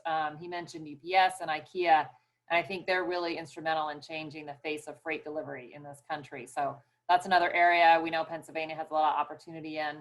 Both of them pointed the need for policies to help achieve these goals. So I think that's something that, you know, is important. We've got the technology moving forward. We need some policies as well to support those and support adoption. Chris Nelder from RMI spoke on infrastructure, and he kind of had a list of things. We need better tariffs, better rate design. Charging should be cheaper than gasoline or the equivalent, and we need to look at the soft costs and lowering those. So a number of things to work on in infrastructure space. Christine Sadavoy from New Jersey. Yeah, again, we don't want people to go to New Jersey to buy cars for Pennsylvania, but you know, they've got a lot going on there. She spoke to the 1,800 applications for their new $5,000 incentive just since May 27th, showing that there is demand there is interest there, and the opportunity to do more. I'll point to our own Alyssa from EC. I love the other Taylor singer. It's a shame to be ready and not get the call, but worse to get the call and not be ready. I might have messed that up a little bit, but you know, that's some good advice to follow. I thought this fishbowl conversation was fantastic. Lots of great ideas there. The points on the need for education, looking at economic development and the benefits that can come directly to Pennsylvania, the companies working in Pennsylvania and the people employed in Pennsylvania. That's something absolutely that we think is critical as part of our economic development message as well. And then I'm going to close with what Joel had to say, because I really thought it was very positive about how there's a lot of interconnected solutions, right? There's interconnected problems, but interconnected solutions. We can have multiple benefits And if you want to go fast, go alone. If you want to go far, go together. So let's keep going together. With that, we really appreciate your insights. That these are definitely going to help us drive forward. We will be following up with a survey to all of you, both about how to make this type of engagement, this boot camp, this virtual boot camp better. And as part of that, we want to hear from you about what are you planning to do now? You heard a lot of information. What's your next step? What are you going to put on the table in your organization? Who do you want to follow up with? Is there a new policy idea you got that you want to run forward with? Is there a new partnership you want to help create? What can we do for you at the EC to help move that forward? And then lastly, on some specific next steps, we will be sharing the webinar slides and the recording, so you can listen, and this might be just like your favorite thing to listen to, and just keep it going, or share it with your colleagues, because I think there's a lot of information here that really helps to answer a lot of questions about where things are headed. We will be adding you to a new Pennsylvania EV listserv that we're going to be creating for updates. We will let you opt out, but just to keep connected, we definitely think this is a great community to continue to move forward with. And we're also participating actively in the Drive Electric PA effort that Dave Althoff spoke to. So we'll be in touch with folks in a couple of different ways. We'll be looking at our PA Pennsylvania policy blueprint and be looking to update that and update our objectives and the things we'll be prioritizing. And then finally, we're really looking forward to continuing to work with all of you to engage Pennsylvania policymakers, people on the ground, the local folks that are working hard on this, to all move EV adoption forward in Pennsylvania. So with that, I'll just say again, we were thrilled to have everyone join us, and we look forward to continuing to work with you. Please be in touch with us. Please reach out to Alyssa if you have any follow-up, and we hope you will all be part of our push to move EV sport. Thank you.